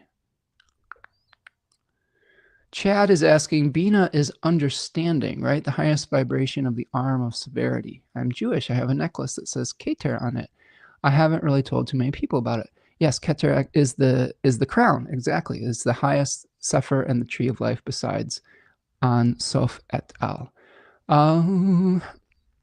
So, Chad, one of the things that is not necessarily controversial, but is important to understand is that the Jewish Kabbalah and the esoteric Kabbalah, they are related, but they're slightly different. There's a slightly different understanding with that. I think that the Jewish Kabbalah understanding can contribute to the esoteric understanding for sure. There are some people that are like we shouldn't mix these two things together. But yes, I believe Bina is understanding. It is a Saturn ruled deck, like Sephira, Sefer, whereas Keter is like, I believe Keter is like the zodiac itself. That's like the crown. That's the first sapphire that is like trickling down on one of the pillars, so to speak. And you've got the fixed stars. You've got the zodiac itself, and then you've got Saturn, and then it flows into Jupiter, and it goes down in Chaldean order in this like kind of zigzag pattern. So um, a really ripe topic for study and conversation for sure. Chad says, I have the millennial Capricorn stellium, Saturn, Uranus, Neptune in the 12th. Pluto's transits of those planets correlated with a period of severe mental illness for me. I got sober when the Saturn-Pluto conjunction occurred on my natal Saturn. Pluto's transits of my natal Uranus and Neptune. Okay. Yeah, I mean, a rebalancing period with 12th house planets, Chad. You know, I know that we fear sometimes those houses 12 and 6, but they serve their purposes. And sometimes the suffering that we go through actually leads us to a better experience and a better outcome. And then what we can do is we can use those experiences to help alleviate the suffering of others. That's some of the roles that I try to embrace as a 12th house sun and Mercury. Is I know that there's going to be some things that I'm going to go through that aren't going to be what people would normally consider fun. But if that allows me to help other people through similar circumstances, I think then that it will have, at least the suffering will have had a purpose. Yeah, Bina's understanding. Yeah, Aaron is confirming what I was just saying. I know the Jewish Kabbalah is different than Western esoteric version, but I think of Bina to be associated with Saturn and he primal. Yes, absolutely. Aaron says 12th house stuff can be a bugger. I keep Jupiter and Saturn there in Virgo. I may be a tad hypercritical, mostly of myself. Yeah, I mean, you know, this is especially with Virgo, I think you and I might be of a somewhat similar age, having part of the Virgo stellium there, Aaron. And yeah, it can be difficult to turn all of that analytical energy of Virgo into the self, right? And into our own mental states. And sometimes we just have to let go and let universe, or let go and let God a little bit. All right. Some great comments here. I don't know if I have all time today to go completely into the Cabalistic tree, but I am interested in that. So those are good conversations. Aaron has been getting the Three of Wands a lot lately. Aaron says, yes, the Keter is related to the firmament of the stars, perhaps the fixed stars or the zodiacal backdrop. Absolutely.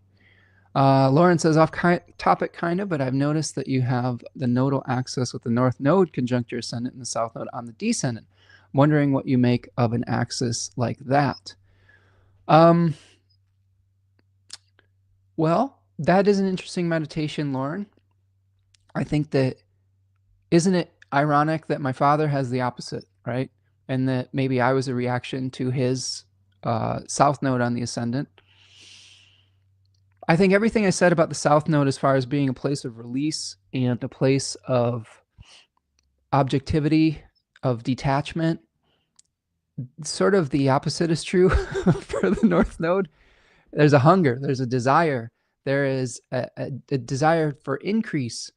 I am very different than my father. Like I am someone who is hungry for new knowledge, hungry to become a better version of myself, right? I would say that the North Node makes me a driven person who is, it's difficult for me to feel satisfied. I will readily admit that, because the North Node is represented by a severed head that had consumed an elixir of immortality, and it doesn't have a body anymore. It can consume and consume and consume and never feel satisfied. So that's something that I will have to reckon with as a North Node on the ascendant. I would say also, having the descendant have the South Node, I attract partners that are kind of like my dad, like, or at least I have one now. The partner that I had earlier in life that, which didn't work out, was very much not like that. And that's probably why it didn't work out. But the partner I have now, Tanya, is, I would say she has a lot of K2 type of qualities. And I attract people that are very objective and things of that nature, and they help balance me out. So she's helped balance me out with the South Node there. It also, seventh house is sometimes related to our dealings with the public. So taking an objective perspective with all of you here might be how the South Node is expressing itself in the seventh house on the descendant, like being objective, trying to help everyone process their experiences like we are doing here today. Like the South Node is the body that's like, it's like I've called it crassly the anus of the universe, where we're trying to process and release things. I would say in my work, I'm helping people to let go of a lot of things. Even though in my own personal experience, I have a hunger to learn more, to consume more information, to be more than I have been. In my work, I help people let go of those things. I help people let go and process and hopefully heal from that objectivity. We'll see how you can apply it to your own personal life. Like oftentimes we can help people with the things that we need to learn how to do ourselves. And I fully realize that, but those are some of my thoughts about that, Lauren. Jennifer, what's up, Jennifer? Nice to see you. We haven't seen you in a little bit, but nice to see you back here today. Hope you're doing well, my friend. Okay, let's see. Chad is hoping to help people with the law license, right? With the 12th house karma. Absolutely. That can be definitely a way to apply some of that bodhisattva energy, you could say, which is the ability to turn suffering into staying behind and helping people with a similar issue. Jolie James is a 6th house pilot with Saturn and Jupiter in the North Node in Virgo. So the 6th house is a little bit different than the 12th. 6th house is more related to having to do things that are pulling us away from completion. You know, like an endless list of tasks, an endless, sometimes it's misfortune that we experience that is not necessarily our fault. Not saying that 12th house experiences are our fault, quote unquote, but oftentimes the challenges that we receive from the 12th house are a result of our previous actions, whether you want to consider that from a previous life. I really hesitate saying that because I'm not an evolutionary astrologer, but sometimes it's through our own misconceptions that we have to rebalance. 6th house sometimes just like, hey, you've gotten an injury, you've gotten an illness, you've been dealt a bad hand, you broke an arm or something, and that stopped you from doing all the things that you needed to do to bring something to completion. So that might be where the Saturn and Jupiter and North Node is focusing there. Oftentimes 6th house folks will do a lot of things and they won't necessarily get the credit that they deserve for the work that they've done. So we see you, Jolie. We see how hard you work, and I hope that you are getting at least some acknowledgement for what you do. Jennifer says it's been a heck of a few months. Absolutely has, Jennifer. Absolutely has. Aaron says, yes, we are contemporaries. The tail end of the Gen X. Yes, like the Oregon Trail generation, I guess you could say. I'm a 1980 baby. Jennifer says, what are we talking about? I have no idea, Jennifer. What are we talking about? We're supposed to be talking about the astrology of April, but we're having a nice, I think, Gemini rising conversation with a lot of different topics. Oh yeah, no worries, Chad. No worries about we love to have conversation on this channel. And I think that having an ability to talk about things and put our groupthink to it's important. It's important. Lauren says, thank you for that, Spencer. I've been wondering that for a while, and I've seen it in some other charts. Oh, I appreciate you, Lauren. Jolie says that's Placidus, whole sign at 7th. Well, Jolie, if a whole different experience with having that stellium in the 7th for whole sign, but that might be a longer conversation that we might need to have if you want to, like, maybe potentially via reading. All right, yeah, good to see you, Jennifer. Heather is here. Ooh, this is early. Yep, as a 6th house slave to bad fortune and zero recognition, I sometimes think I'd happily swap with a 12th houser. Ooh, baby, be careful what you wish for, Heather. Be careful what you wish for is all I will say about that. That grass always looks greener on the other side. So I don't know. They both have their challenges is what I will say. Karen says, is it helpful to have a malefic in the 6th house? Let me think about that for a second. That is a difficult question to answer with a yes or no. It depends on a lot of things. It depends on the condition of the planet. It depends on whether the planet is in sect or not. Like if you had a Mars in Capricorn in the 6th house in a night chart in its joy, it could potentially be beneficial, right? But it depends on a whole lot of other factors. It could be very, very strong. It could be like just bringing you all sorts of crap, so a little bit of a complicated question. I think that I believe that Frida Kahlo had a Mars in Capricorn in the 6th house opposing her natal sun in the 12th house. And she had a very severe accident that was brutal, but she turned that into beautiful art. So there's all sorts of different ways to view whether something is helpful or good or bad, etc. Aaron says, yep, August of 1980. I keep bits of Cancer, Leo, and Virgo also. That's why I love listening to you rap about the planets. Well, Aaron, 1980s, Chinese zodiac monkeys unite, right? I'll give you a fist bump over there, and we'll keep on keeping on. And yeah. Heather is an 89 August. Oh, is this our Leo friend stopping in? Nice, nice. Jennifer has the Virgo 4th house moon and Jupiter in the 12th. Oh, you said 1980 is a Heather. Heather is a 1980 August. Okay, nice. Aaron says Martha Stewart is Scorpio rising with Mars and Aries in its joy in the 6th. She's a total powerhouse. Also, it means she has lost a lot of relationships because she works so much. I mean, there you go. Like, I'm of the opinion that things are not necessarily, I try as much as humanly possible, and this is somewhat impossible. I try to view things less through the lenses of the binary of good and bad. That is at least a goal of mine, but it doesn't always work out that way.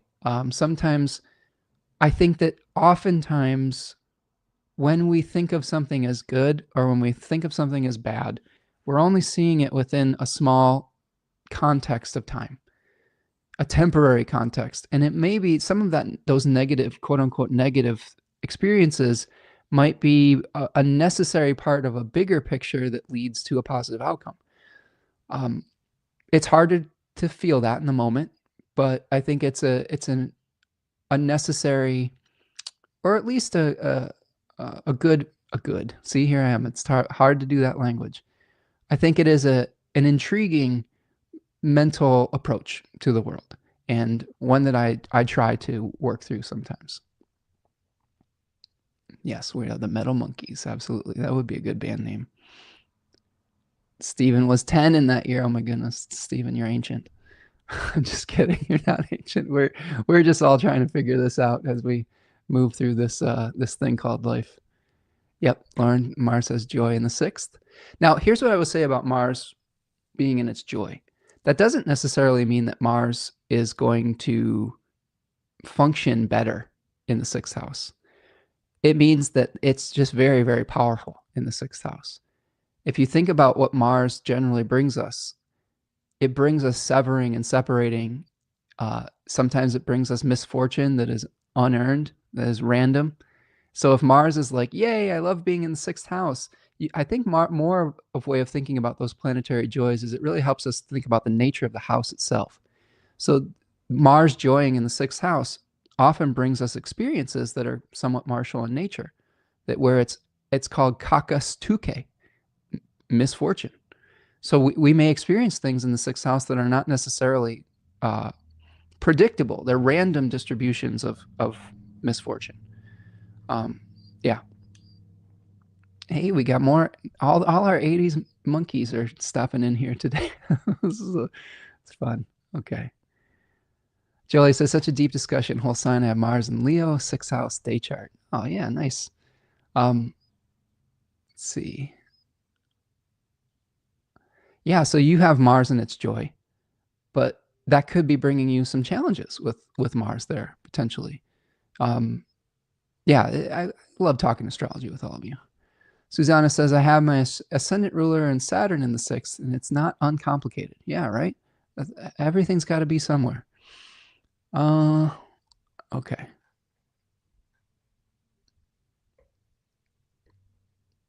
All right, friends.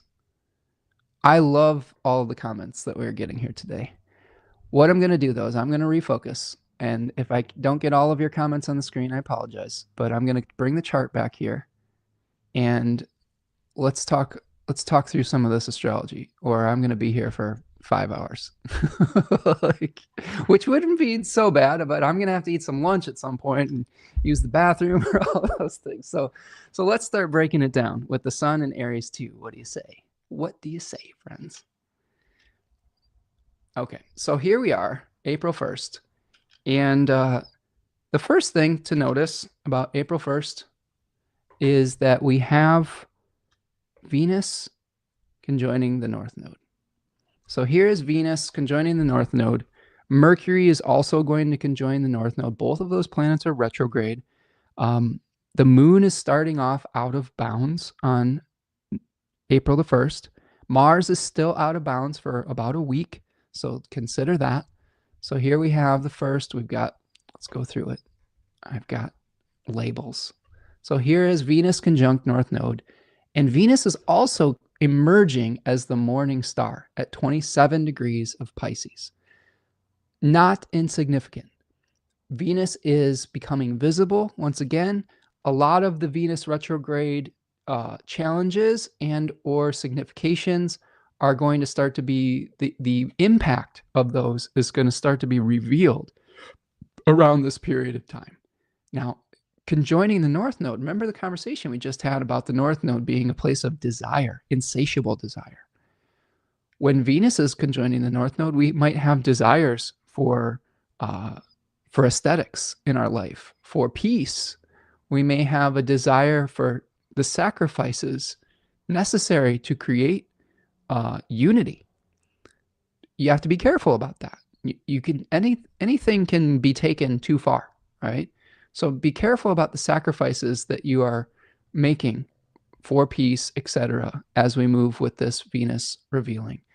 I will say, I think this could be potentially a very beautiful revelation, especially because Venus is very close to its maximum degree of exaltation. You know, I've often shared stories of my personal experiences when I've had different aspects, just to give you a reference point. But the last time Venus was conjoining the North Node at its degree of exaltation, I had a really nice experience with my aforementioned Piscean father, where we shared, we played a game together that we had been meaning to play for a long time. It wasn't an earth-shattering like experience, but it was a nice memory to build. And I would encourage all of you to build memories with the people that you care about.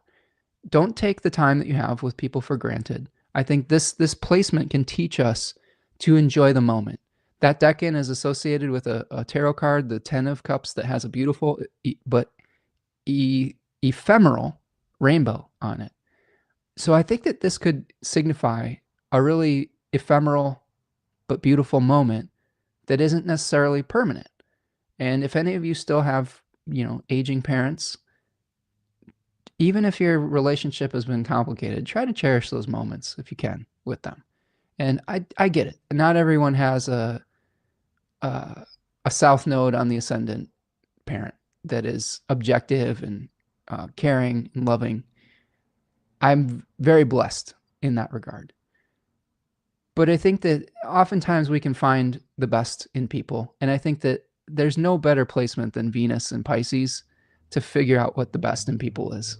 So that might be the way we're starting off our month, is just having this nice, potential nice moment, this nice kind of like rainbow moment as Venus emerges as the morning star. Now that brings us to the first quarter moon, which is a really active day. This is an active day, the 4th. I'm gonna move forward in the chart here. There's a lot happening on April the 4th. Okay, so this is our first quarter moon. You can see here that the moon is squared the sun at about 15 degrees or so. Let's back it up a little bit so we can, there it is. So there's the square between the sun and the moon. Moon's going to be applying to Mars that day. Okay. We have Mercury. Okay. Mercury is going to be conjoining the North Node just like Venus did. So this could also increase some potential confusions, because we have talked about on the channel about how Mercury isn't necessarily at its best in Pisces for clear and linear thinking. Could be an increase of our ability to communicate love to one another. Could be an ability to increase our ability to communicate our artistic visions. But it might not be great for sending your taxes in. So I hope that you took my advice and got your taxes in while Mercury was in Aries. But of course, this is the first quarter moon, 15 degrees of Cancer. That is the Three of Cups decan. Remember, another Bina Sephira, where we're trying to solidify this emotional care for one another. This happens to be the exact degree that my sun is at. So I'll share my revelations about what having a quarter moon right on your sun is like. But I think that there are challenges with creating a safe space for the group and asserting your own individual belief system at this first quarter moon. This is coming off of the new moon solar eclipse in Aries I, which is very much like, very martial, very much like, I'm starting something. I don't care what anybody else thinks. This is what I want to do, blah, blah, blah. And this first quarter moon could be like, hey, yes, you want to do something. You want to initiate something, but your yang energy can come into conflict with the needs of the group, your family, your domestic situation, etc. So how do you take their needs into account as you move forward with your individual project? I think that's really probably the contextualization with all of this. Now, this is also giving us a sextile from Saturn, okay, to Uranus. So here's the sextile between those two planets. So hopefully a healthy communication as far as creating structures and also dismantling old ones. Sometimes to create a new structure in your life, you have to do things in a new way. And that's very important, and it can be very destabilizing. Mars is also going to be sextiling Uranus. So look at this like kind of sextile palooza that we have with Mars and Uranus and Saturn all on the same day. So the malefic planets are actually trying to help us at this quarter moon. They're trying to, we may have some assistance towards both dismantling old structures and starting to build them back once again. So I would say around the 4th of April, listen to the people in your life if they're giving you feedback about the new start that you've been making, okay?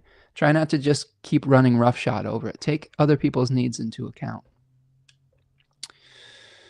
Kai says, gotta run. Thank you, Spencer, and everyone. We'll catch up with the replay. Thank you, Kai, for hanging out with us today. Appreciate you. Thank you so much for hanging out with us this morning. Jennifer says, my grandmother passed away a few months ago, just 1 month shy of her 105th birthday. Oh my goodness. Sorry to hear that, Jennifer. I know that's a pretty good run, but I know it's still painful to lose the people that we care about, for sure. So yeah, I hope that you're hanging in there. My great grandmother lived to be 106.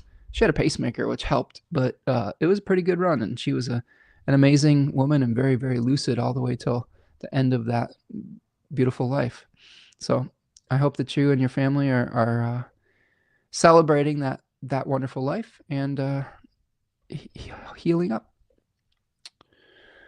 Lauren says, I can't wait for Venus to go back into Pisces. The first time around was a tough go, and I'd like her to show up better this time, please. Yeah, I hear you. I think that Venus tends to do better in that sign. Although it can bring its own challenges, it can make us very sensitive to the world and very empathetic. And when the world is bathing in suffering, it can make us more sensitive to other people's suffering as well. So it can be tough. I think that maybe that's part of the Venus-Saturn conjunction, is that we're trying to help alleviate people's hardship and suffering potentially. So yeah, I'd be curious to see how it all shakes out. Stephen is on his second cup of coffee. I probably should have brought more coffee. I have ashwagandha tea here today, which is actually trying to calm me down rather than jack me up more, right? Ugh.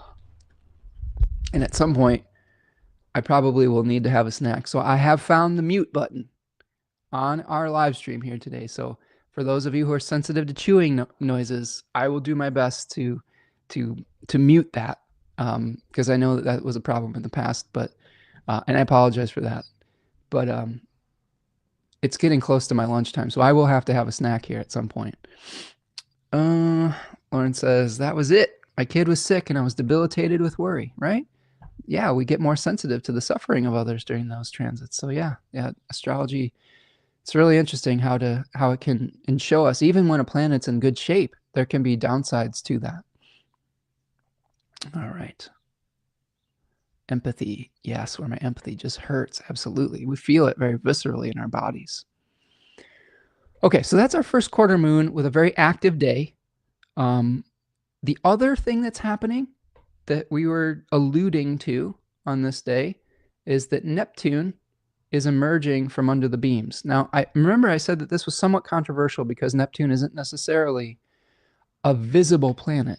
So analyzing it in terms of its visibility is somewhat of a, maybe this is a thing, maybe it isn't. But I did think it was enough of a potential interest to let you know about it. So this day, in regards to, even with all the other stuff that's going on, it could be revealing what our new Neptune cycle could be all about. So pay attention to the messages that you see around your own independence and how that's going to fit within the needs of your group and community, within your family, like Lauren was saying, like how do you take care of others while also taking care of yourself, etc. All right, so let's keep going. Actually, what I'd like to do, I need to stretch my legs for a second here. We're getting to the hour and a half. So let's take a stretch break. Do me a huge favor. Please like and subscribe. I wish I had some music. Maybe I do. Do I have a, let's take a 30-second, let's take a 30-second break and maybe there's some music here. I'll be right back. And do me a huge favor. Please like and subscribe. I don't know if I want to hit this. Let's do it. Let's do it. Let's see if this works.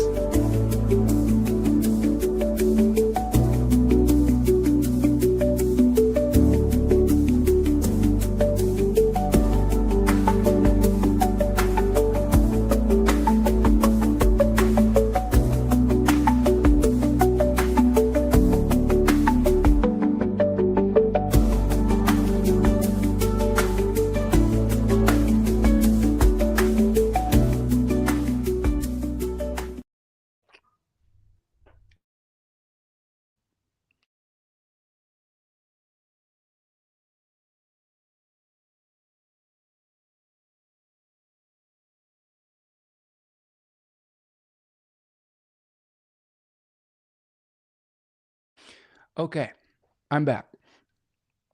I've had a snack. I've muted the microphone. I've had a groovy little interlude, like Aaron says. Hopefully you've all gone, like the video, subscribe to the channel. You weren't subjected to any uncomfortable chewing noises. And hopefully that will power me through. I have today what I have are some organic mulberries from Navitas Organic. And they're pretty tasty. I should have brought some walnuts in here today too, which are good for your brain. Normally what my lunch is, I have a lunch that I eat like every day. So I'm a big fan of mackerel. So I like have a can of wild caught mackerel that I eat with a little bit of avocado mayonnaise and some pepper. And then I cut up a cucumber, an organic cucumber, and a little bit of pickles. And then I'll eat that with some rice, organic brown rice cakes. And that's what I eat every day like for lunch. Snacks, I eat walnuts, uh, mulberries. Sometimes I'll eat Hobbit food, and like the Hobbit food I've been making from recipes from Middle Earth. Hobbit food is like there's a like a cracker called cram. It's basically like a hard tack that has a bunch of seeds in it. It's pretty good. And Tanya's been making seed cake, which sometimes I will have as a snack, although it has a little more sugar than I would like. That's about it. That's what gets me through the day. I have a really I have a superfood shake in the morning that has cucumber, spinach, blueberries, chocolate powder, raw organic chocolate powder, and then a bunch of like spices and seasons and superfood powders, and hemp seeds, and what else? Other stuff, bee pollen. And that's why I don't do these things usually this early in the morning, because I drink like a pint, like a quart of shake, and then you run into the bathroom like 4 times a day in the morning. But anyway, I digress. So let's go back to it.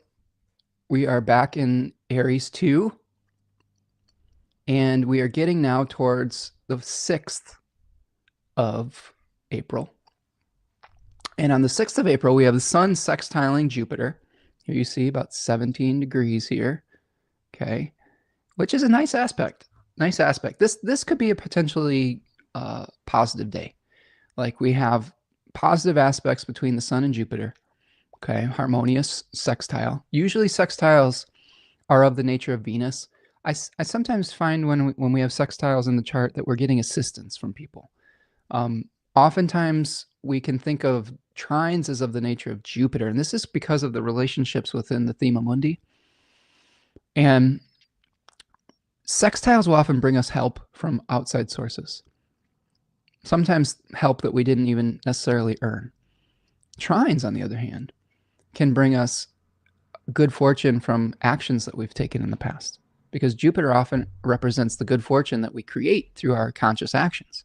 So a little bit of a different, interesting demarcation with sextiles and trines. But this is a positive day. We could see the positive results of our own actions, and we could potentially get some assistance from other sources as well. And that's setting us up for another very big day, is the 7th. So on the 7th, we have a number of, I think, fairly positive events happening. We've got Venus conjoining Saturn. Okay. Number one, the first time Venus conjoins Saturn in its retrograde phase at this point. We also have Mercury stationing direct. You can see that within the circle here. And not to be outdone here, we have Mars finally back in bounds. Okay. So this to me is a real turning point. And I know that this date potentially isn't on as many astrological radars, because out of bounds planets aren't always spoken about in like a modern astrological sense. But I have found that these out of bounds planets are really powerful. And when you see them go out of bounds and back in bounds, we really see some shifts collectively. Here's another example. I was thinking about out of bounds planets the other day. I saw a reel on Instagram. This woman who posts these like 80s nostalgia reels. And she was talking about a song. What the heck's it called? Let's see, one second. It's from Benny Mardones. Like, and it's this song that's like Into the Night, I think is what it's called, Benny Mardones. And it's the first line in that song is like, she's just 16 years old, leave her alone, they say. He's like going off about this like really inappropriate relationship. And when he wrote this song, he was like 35 years old. And it's all about him like, taking this teenager up into like a magic carpet ride or something. If you've seen the video, check it out. It's like the creepiest, weirdest video ever. But I was listening to this song, and like you could see in this reel, this woman's eyes were like, oh gosh, she was like, when you actually listen to the lyrics of an 80s song. And I was like, this sounds very much like an out of bounds Venus, and maybe even one that is in its exile. And I looked up his chart, and sure enough, Benny Mardones has Venus retrograde out of bounds in Scorpio. And I was like, that's a perfect representation of, a relationship that society would not necessarily deem as appropriate. You know what I'm saying? Which would raise a lot of eyebrows as far as the interaction and the uneven power dynamic between an older man and a much, much, much younger woman.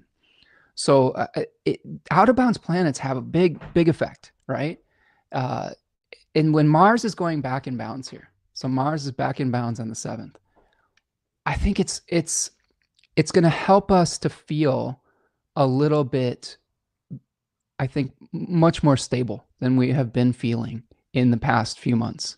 Yeah, Jolie James says, I remember that. Cringy, very cringy. And the video was like, video was super creepy. It's like him like ringing the doorbell, and the dad answers and is like, you can't take my daughter. And he makes this like sour face and thumbs down, and then goes right around to her bedroom window and is like peering into her bedroom window. It's bad. But again, it's interesting to see what astrological influence might be creating that type of experience. It's a data point. But with Mars back in bounds, your martial energy, our collective martial energy, may start to be working within what is socially acceptable. And that gives me some hope that the political landscape that we've been seeing is going to start, fingers crossed, and I'm not saying that there are other factors that will be challenging, but fingers crossed that at least the indiscriminate cutting that we've been seeing will start to abate. And I hope that that's good news for our government employees that we have in the chat here today, right? Because I think that this will slow that down significantly. We're not out of the woods with Mars. We still have the opposition to Pluto. We still have Saturn and Neptune coming together in Aries, which could still lead to some challenges. But it'll be different. It won't be just this like, oh, everything's getting cut and we're just taking a chainsaw and a machete, or a machete. I believe I was watching Nacho Libre the other day. Nacho Libre with Jack Black, and this super cute little boy was like, here's my machete. Like my grandmother's machete or something like that. And I was like, oh, is that how they say that? Oh my God. It was an adorable moment, but I digress again. But we might see that this is a little bit starting to re-normalize, I guess, martial behavior. I still think we're in for a difficult couple years, but the first few months have been wild in American politics, and by design, I think too. There was a lot of design to destabilize and to create sow the seeds of distrust with government, to just eliminate things indiscriminately, and most of that in service of the billionaire class. So again, it's not a cure-all, but this is one that I've been looking at to hopefully restore some sanity, at least a little bit. Oh, Rachel says, I love 80s music so much, but oh my God, sometimes I'm still shocked by what we are listening to. Absolutely. Yeah.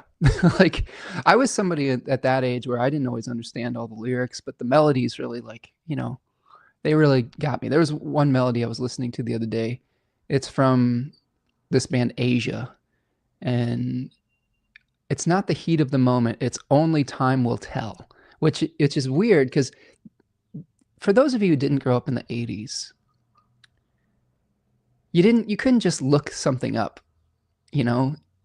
You had to wait till something came on the radio, and sometimes it would, sometimes it wouldn't. And there were certain songs that were like mystery mythological melodies that you couldn't name, that were like jammed into your subconscious. And one of those was Only Time Will Tell by Asia, with that synth riff that goes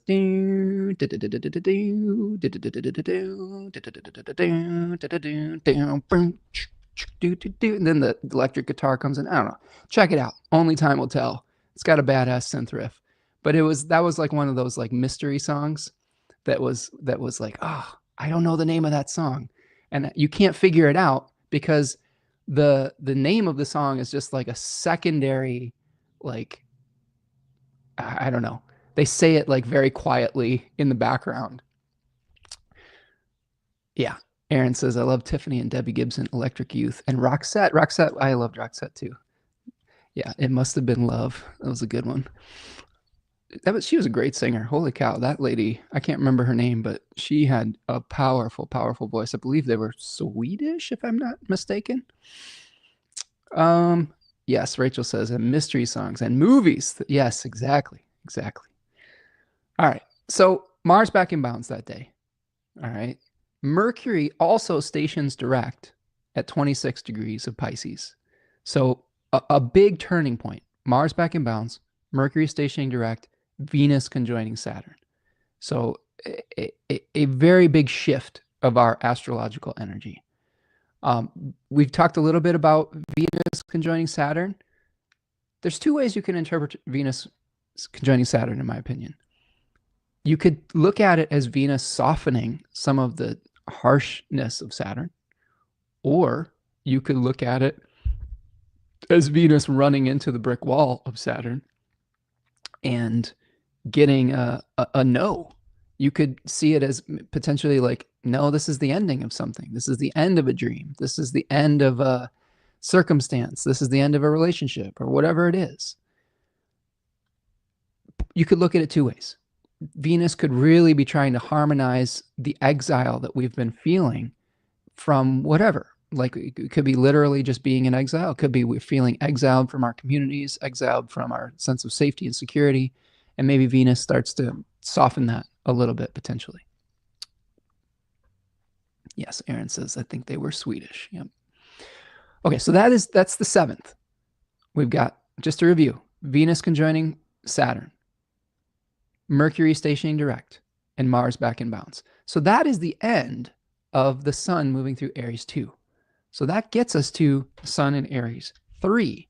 And we will go back to our slides and take a look at that here. Now, one thing I wish I had in my media assets tab is a new loop that is a countdown with that music that is much longer than 30 seconds so that I could go to the bathroom. But I don't know if that exists here, but so it goes. Oh man, it's a full moon today, friends. We're unfiltered. Dimphy says, I got a recommendation, Archetypal Astrology Oracle by Jonathan Waller, a beautiful 55 card deck and guide of 320 pages. Really amazing. Ooh, nice. I'll have to check that out. I always like getting new decks and new books. And if someone recommends something to me, there's a 99.9% chance I'm probably going to buy it. So that's a good one, Dimpy. Works together with Ren Butler. Oh, I like Ren Butler. I have Ren Butler's Archetypal Astrology book. Okay. So Sun in Aries III, April 9th through April the 19th. And here we see in the Four of Wands, which is a Jupiter Sephira, okay, but a Venus-ruled decan. So we've got two benefic planets kind of influencing this decan, whereas we had like a Sun kind of Saturn opposition in the last one. So here we have sort of the oasis. Like this is the stop before we are going on a much longer journey. You are seeing the Book T call it the Lord of Perfected Work. Book Thoth calls it the Lord of Completion. Austin Kaba calls it the Burning Rose. A lot of that has to do with the Venus part of this. So imagine our story where we are. Unfortunately, some of the Decanic literature comes from a time period where, well, in that time period, things like manifest destiny were very much on people's mind. And I say unfortunately because time is cyclical, and it seems like that type of energy has come back a little bit, right? This is another thing to consider when we have Neptune, Saturn, and whatever moving into Aries I, is that first card in Aries shows what some people describe as Alexander the Great, like looking at which new territory he wants to conquer, right? It's called like a Lord of Dominion. So if we take that and we this is, again, we've seen that with like the imperialist tendencies of America at this point, and of Russia, and of whatever other country is trying to absorb another country into it. And make no mistake, I'm not in favor of that. So just to be clear, this is a decan where we start off where we're trying to conquer a new territory, create our own world in the second, like rule it, create the decrees and the laws. And then here in the third decan, we are trying to get people on board with our vision through our charisma. We're trying to win over a hostile crowd, etc. Okay. So the 9th through the 19th, we are going to be kind of utilizing the powers of Eros, the daimon or spirit in this decan. And Eros was the little cherub that had gold and lead-tipped arrows that would either create a powerful sense of attraction or repulsion. So think about that too. This decan can also lead to feelings of being repulsed if we don't express ourselves in a charismatic and way that will attract other people. Let's see. Taku says, maybe you should use your music for your musical breaks. Yeah, maybe I should. Well, I'll have to look into that. I'll have to set that up for the next time. For this point, I'll probably just have to suffer through a full bladder, but we'll see. Oh, man, sorry. Lauren says, maybe employ your podcasts to take your potty breaks, but make sure they don't steal the entire channel. They're pretty enchanting, and they may, you know what? They would probably love that. But they also might unplug the router while they're in here. Wouldn't that be crazy if I just like put them on the chair and you all are just entertained by the cats just like looking at the the camera for 5 minutes while I go use the toilet? Oh my gosh. Aaron says, I'm pulling this card a lot too. Does everyone have that experience that they pull cards associated with the current astro? Yes, absolutely. Because you're tuned into something, Aaron. You know, you're tuned into the way things are unfolding. It's an entrainment on some level. Yeah, and Aaron says, I'm like, yes, I know, but the answer to the question, yes, exactly. Sometimes that is the answer to the question, though. It's saying, you know what, we have to come into alignment with the times, right? And that we have to go with the flow. Okay, so themes with Aries III: setting hearts aflame, gathering a following, sex appeal, seduction, erotic desire. Like, I believe Marilyn Monroe had Venus in this decan, in its own decan, right? And think of just her ability to like create attraction in her time, right? Just this is something we may have to lean into during Aries III. Temporary refuges and fleeting passions. You know, this is Venus in her exile. Like, if you think about a good way to think about a planet in a decan, or a decan in itself, is look at the planetary ruler and then think of that planet in that sign. So if we think about the energy of Venus in Aries, it's in its exile, but it still has some qualities that we could use to our advantage. It might not be a Venus that is sustainable. It's one about the passion igniting, but not necessarily being sustained. Okay. Hesed in Atziluth. So this is our Cabalistic tree of life that we're talking about here. The flow of inspiration. Hesed is a Jupiter-ruled Sephira. So Hesed, any fours in the tarot, give us an abundance of the element that we're working with. Maybe sometimes even too much. So we could be dealing with too much passion potentially with the Aries card here. So we have to be careful of that. Charisma, glamour magic, dramatic abilities, winning over a hostile crowd. Think about motivational speeches with this. Think about like the halftime speech if you're like a basketball game or a football game or a soccer game, like, and you're down by like 10 points. And the coach gets up there and says, you guys got to dig deep for this and we got to do this. And I know you can do it. And like, let's get out there and kick some ass or whatever it is. That also is the energy of this decan, like motivational speaking type of things.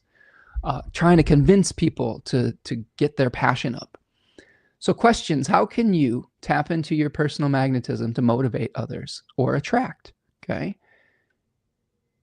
This decan being Venus ruled says that, hey, you know, you've tried the hammer, you've tried the royal decree, maybe try a little bit of kindness, a little bit of woo, I guess you could say, to get what you want, rather than to just bludgeon someone with your demands, right? So this is another thing we are experiencing here.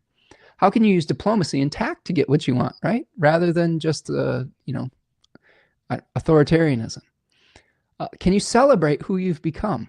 You know, and this card shows us a marriage. I believe it's a huppah. I think I'm remembering that word correctly, but it's a Jewish wedding arch at like a ceremony or an oasis. So this is a place of rest on some level of a much longer journey.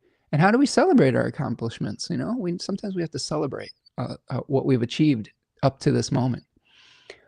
What methods might inspire people to see things your way? Okay.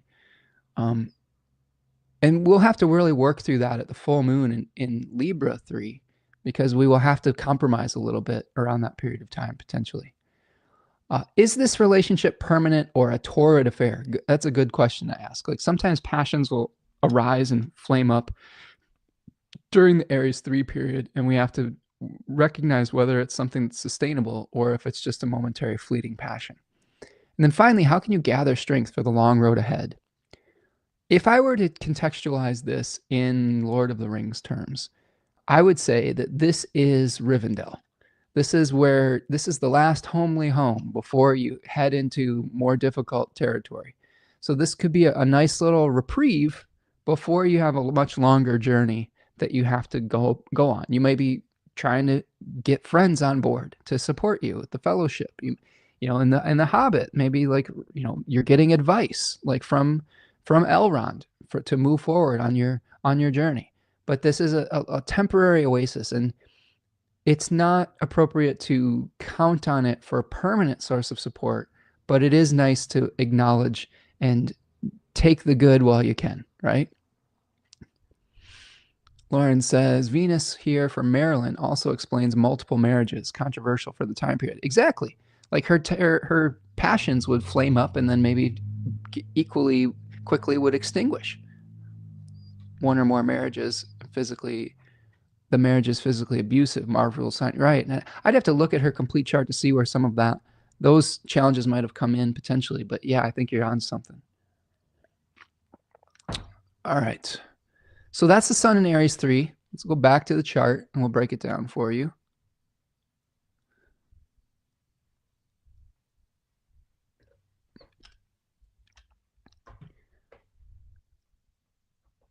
So we start off with, let me see, I gotta move my charts. Move my charts here. Move my charties.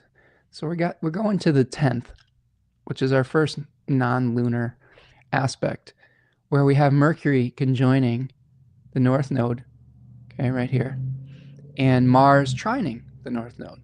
Okay, you can see Mars making a trine to that from Cancer. And again, a place of increase. Now, we talked earlier about Venus being at her maximum degree of exaltation when she was conjoining the North Node, around 27 to 28 degrees of Pisces. I would say the same could probably be true for this being one of the more challenging places for Mercury. Mercury and Venus are not necessarily friends according to like Renaissance astrology. They had very different agendas.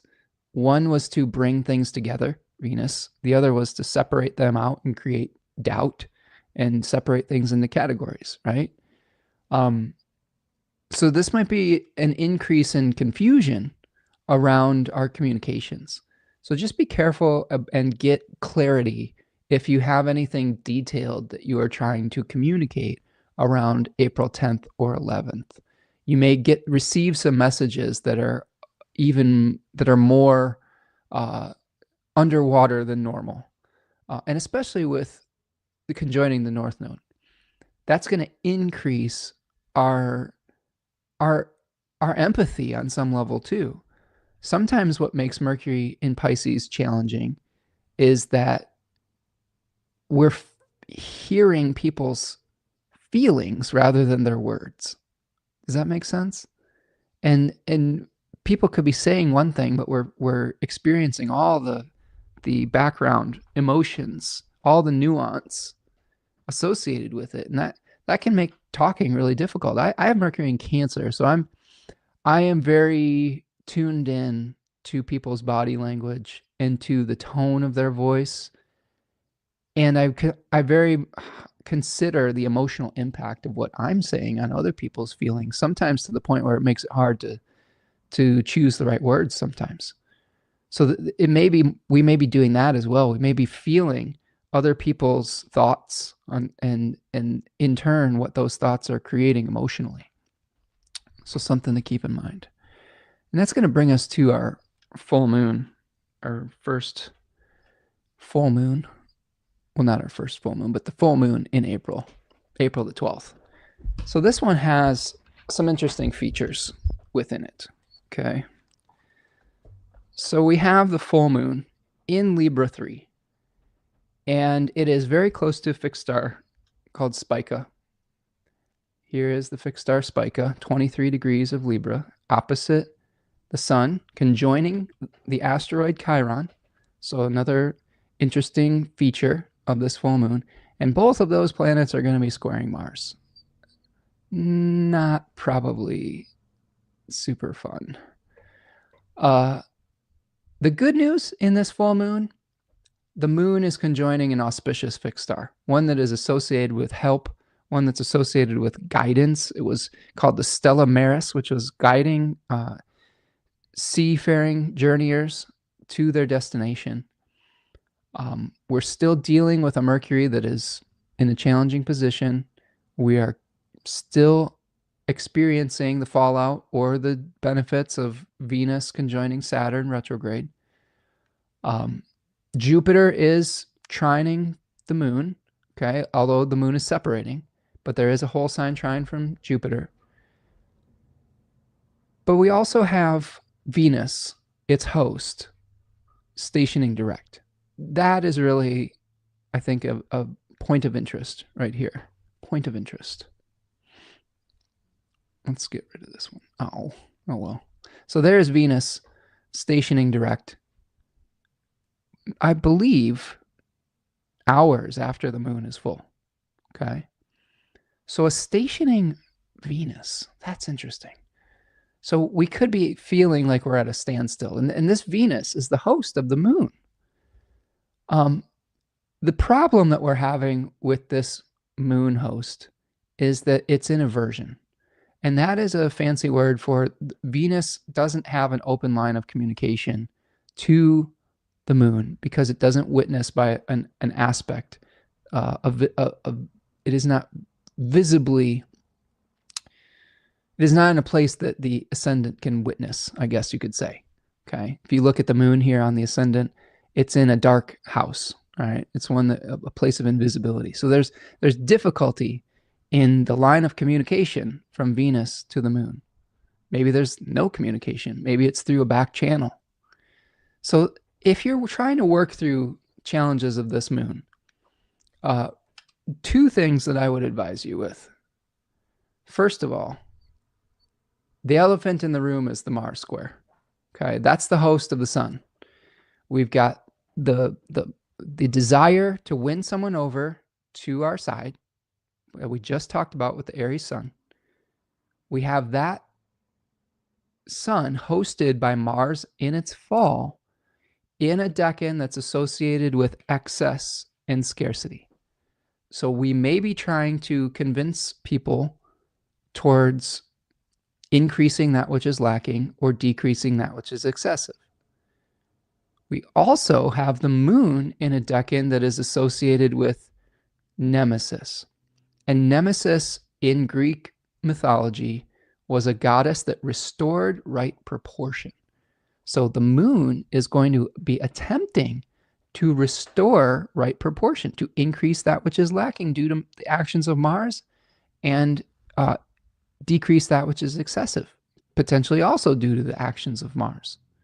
Okay, so I do think that this full moon is very much a rebalancing energy. And we have to be careful about sacrificing our own needs for the needs of others, because Venus is in a very empathetic sign. That being said, erring on the side of empathy is probably never a terrible idea. If you're always erring on the side of selfishness, that's going to come back to bite you. But erring on the side of empathy is not the worst thing in the world.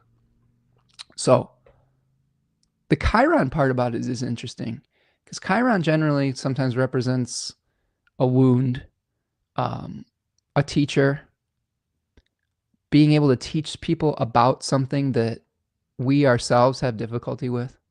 So we may be trying to teach people about how to win over a hostile crowd, but having difficulty doing it ourselves.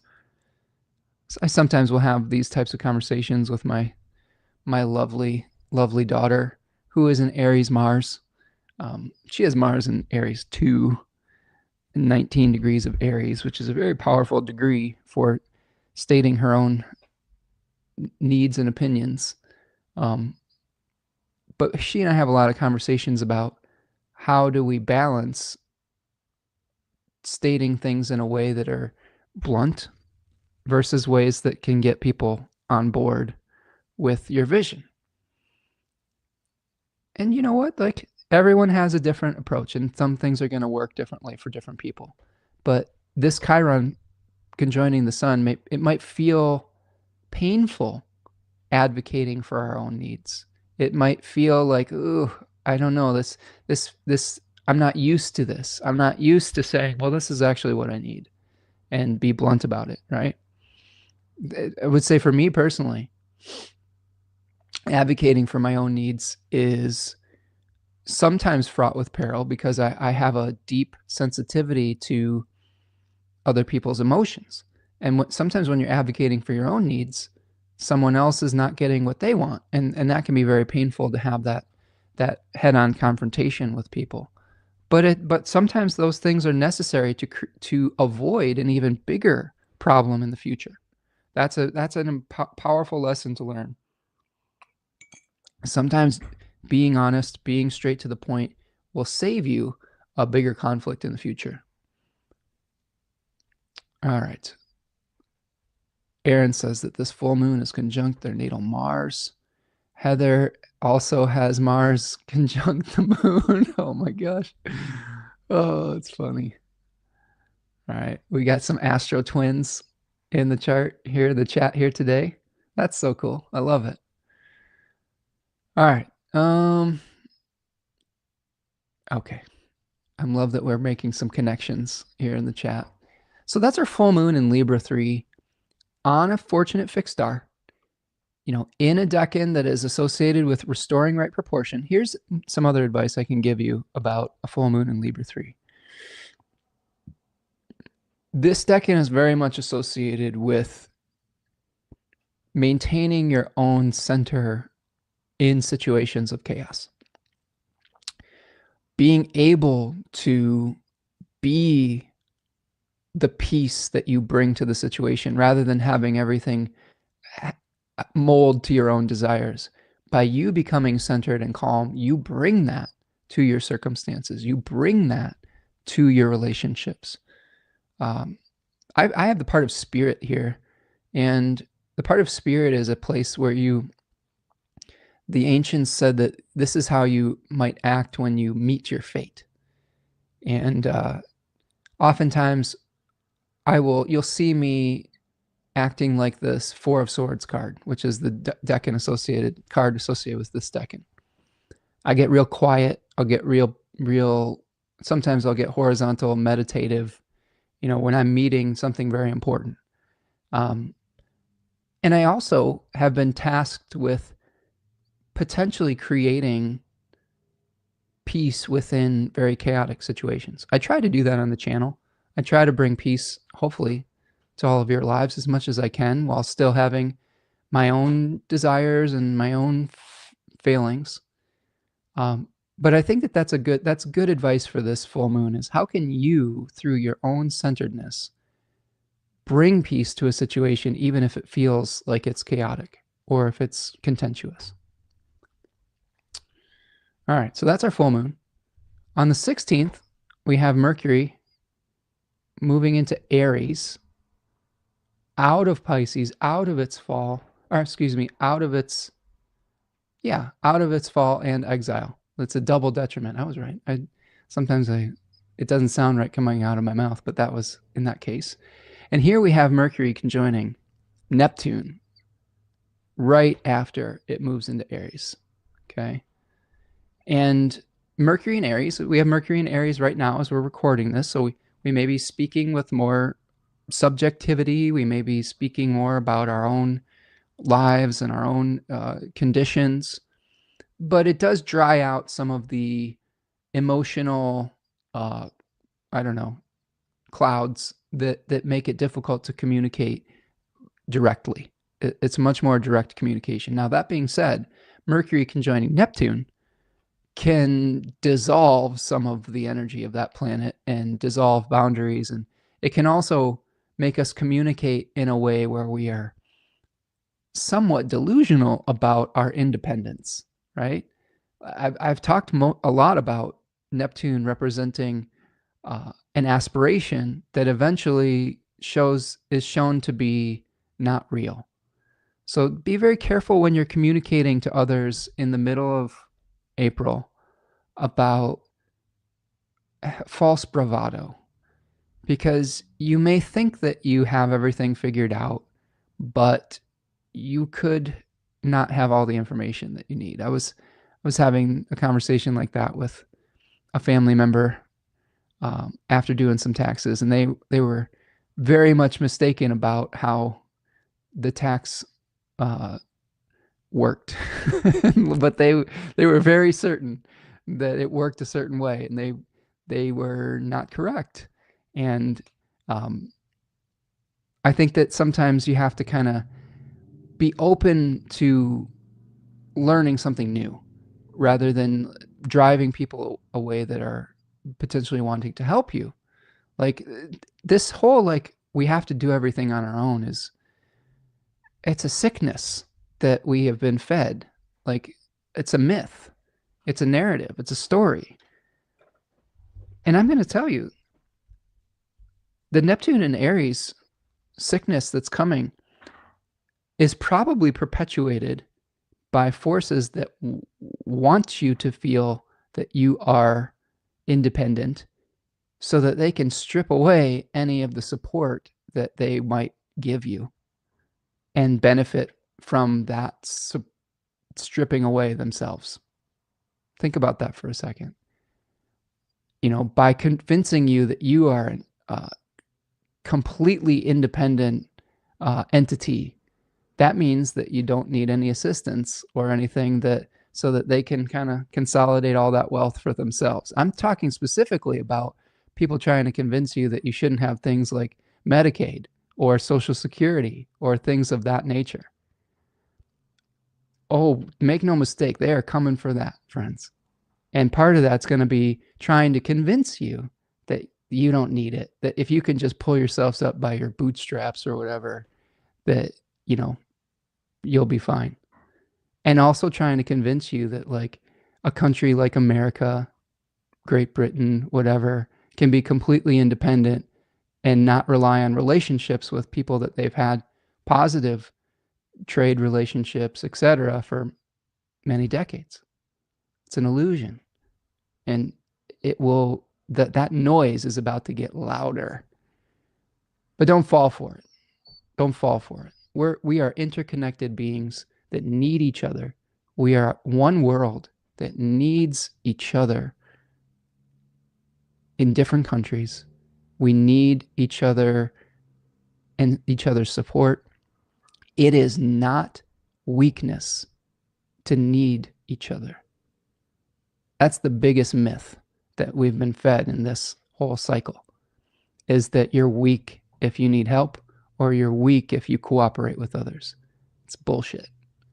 So don't buy into it.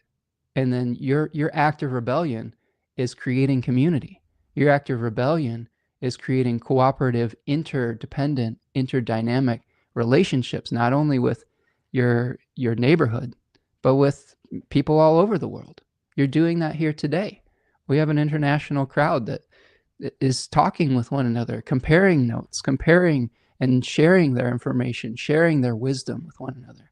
That's how you truly, I think, resist those forces that are trying to cut you off from any sort of communal support. That's how they win, right? That's how fascists win, is cutting people off from their own communities and isolating them. So another thing to think about as we move through these, like Mercury conjunct Neptune, Neptune and Aries, etc. Rachel says, amen to your interpretation of Neptune and Aries. I mean, you can thank me, but you can also thank Liz Green, who is a genius. I love Liz Green, one of my favorite astrologers ever. And she's one of my true go-tos for truly understanding these things. She's a blend of really understanding the archetypal myths and the psychology behind some of these and how it plays out within the human experience. Let's see. Lauren says, I was struggling the other day to make a decision whether to take action on something. And we'll say your Dignity and Devotion Moon webinar helped me to really see more clearly. Oh, good. And understand the energies of the eclipse. Great resource to have had in my toolkit at the right timing. I appreciate that, Lauren. Yeah, well, we've got another one coming up on April the 12th. We're going to be talking about Mars. So I know Mars is often sticky for a lot of people. So I would love to see more of you in the Mars webinar with Tanya and I. But thank you so much for saying that. Let's see.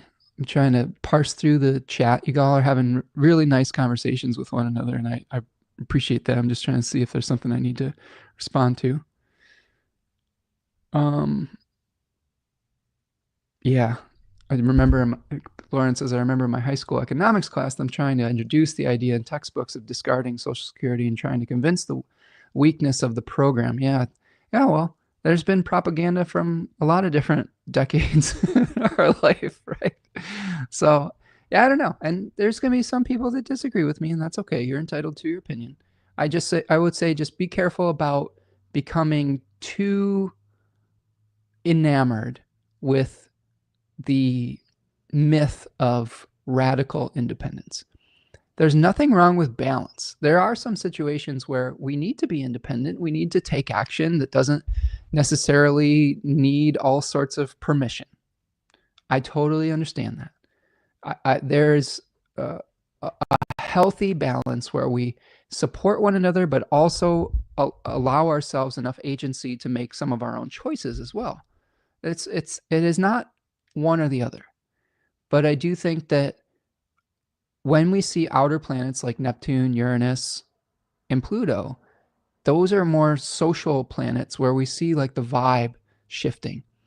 And oftentimes Neptune shows us where there is a collective delusion. And that collective delusion is switching from the delusion of oneness to the delusion of one. Does that make sense? I don't know if there's a better way to say it than that. But the delusion of like, well, only me, right? Like you go from the unity and the boundarylessness of Pisces to the like very, very individual desire to enact a personal agenda with Neptune moving into Aries. Rachel says, agreed, been working through her Neptune book, and she is incredible. Absolutely. And Jennifer says, that's why we need to boycott the billionaires. Yes, I agree with that too.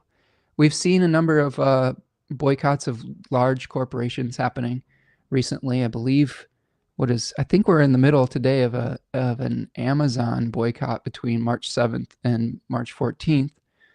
And then there's other ones. There's like a Target one for 40 days. Yeah, and then part of that is just because the rollback of diversity programming and things of that nature, and of support of fascist regimes. So if you are interested in creating a world that is more interconnected and interdependent, well, the billionaire corporations are the enemy of that, because what they're doing right now is trying to separate us from those interconnected interpersonal relationships. Okay, so let's keep going. I know some of those are spicy opinions, but when the world gets spicy, you'd be somewhat doing a disservice to yourself and to others to not at least acknowledge it. I can't always tell you the solution to all of these things, but I hopefully can help contextualize it in the language of astrology. And I fully understand that some of those opinions are going to be colored by my own subjective perspective. I truly do not believe that there are any 100% none. There are no completely objective astrologers on the planet. I know that people try to claim that they are objective, but I just don't think it exists. We're always going to be filtering our interpretations of a divinatory art through our personal experiences and our personal belief systems and our personal communication styles. That's just how it is. So, Mars moving into Leo. This is something a lot of people have been looking forward to. I think that we have had a really long run with Mars in Cancer. And it's been a little bit of a painful one. We've had the retrograde period last year and into the beginning of this year, I believe. And we've had it be out of bounds since the end of December. And now we're going to see Mars being back in bounds and then finally shifting signs into Leo. All right. And we've got some nice comments coming in here. So Lauren says, I think it's forgotten that not only does Social Security support the elderly, but the families of those who have passed. If a parent passes, the child has the right to that parent's collected income for support. It also helps disabled people too, right? Heather says in the UK, we're cutting money again for disabled people, not taxing the wealthy. Outrage. Exactly. So those social support programs are not just like entitlement programs. They're social safety nets for people that don't have any other recourse. So we can get into a longer discussion with that, but I think we're pretty clear on this channel where we stand with those types of things. I try to create an environment here of helping one another, and that includes helping people financially who need it. We pay into Social Security not as an investment in our, it's not like a retirement account, basically. What Social Security is really designed to do is to provide a social safety net for those people that have really fallen on hard times with like being disabled, with being potentially too elderly to work and to not starve. And I'm of the opinion that that is worthwhile, because we shouldn't let each other starve, and we shouldn't let somebody die if they've had an injury or if they were born with a disability. So I'll get off my soapbox here with that, but I think we've weeded out some of the other potential pushbacks on that. Although I will say this. We can disagree politically about certain things as long as we have a basic, fundamental human compassion and empathy. There are certain details about how to manage resources and finances that people have traditionally been arguing about for many, many decades. And I think those are okay and sometimes healthy conversations to have. What isn't healthy is when we turn that political discussion into something where we're like, well, let's just let people die and let people starve. There's lines to all this, right? So anyway, yep, I agree with what a lot of people are saying in the chat. So, but we will try to stay on track here. So Mars and Leo. Mars is now going to be hosted by the Sun, and for a few days, there's going to be an interesting mutual reception for like maybe a day. One day we're going to have Mars in mutual reception with the Sun, which means that Mars is in the Sun's sign and the Sun is in Mars's sign. So that 18th of April, there could be some really interesting conversations between Mars and the Sun in your chart. It is going to be hosted by a Taurus Sun slightly after that. And that's where we start to see the application of the Sun-Mars square. Now, this period of time is going to be a little bit sticky. So we're getting into the Sun and Taurus 1 area here. Just going back to Mars and Leo for a second. Mars and Leo, the first decan is associated with the Five of Wands. It is associated with competition and feeling pressure to perform. So there could be questions of visibility and questions of the challenges of being visible. We have been experiencing a lot of challenges with certain oppressed groups in America and other places really struggling with visibility because they've been ostracized and exiled. So there could be some things where we're seeing an increase in the challenges of visibility, like the types of open discussions that we're having here today politically, where we are utilizing our first amendment, a first constitutional amendment, free speech rights, could potentially be more difficult to have if those types of things start to become even more censored. And there's hard censorship and there's soft censorship. Oftentimes you'll see hard censorship where just like literally saying, well, you're going to get arrested if you say that. But there's soft censorship that happens with like technological algorithms, where if you talk about certain subjects or topics, the algorithm isn't going to serve you up into as many people. And we've already probably seen that happen in various social media services that are run by billionaires already. Yeah, we've probably been like de-algorithmized to a certain degree because we talk about wealth and equality on this channel. Maybe not. Maybe we haven't said all the key words that they need to say. But something to consider with Mars starting to oppose Pluto is those conversations could start to come back into the collective as far as like how visible are you allowed to be versus the collective need to blend in, individual rights versus collective rights. When we have this big T-square that we're talking about here, we are dealing with the Sun in Taurus that I'll break down for you in just a second, in an area that is associated with financial planning, with feeling, you'll see the card, but it's associated with like feeling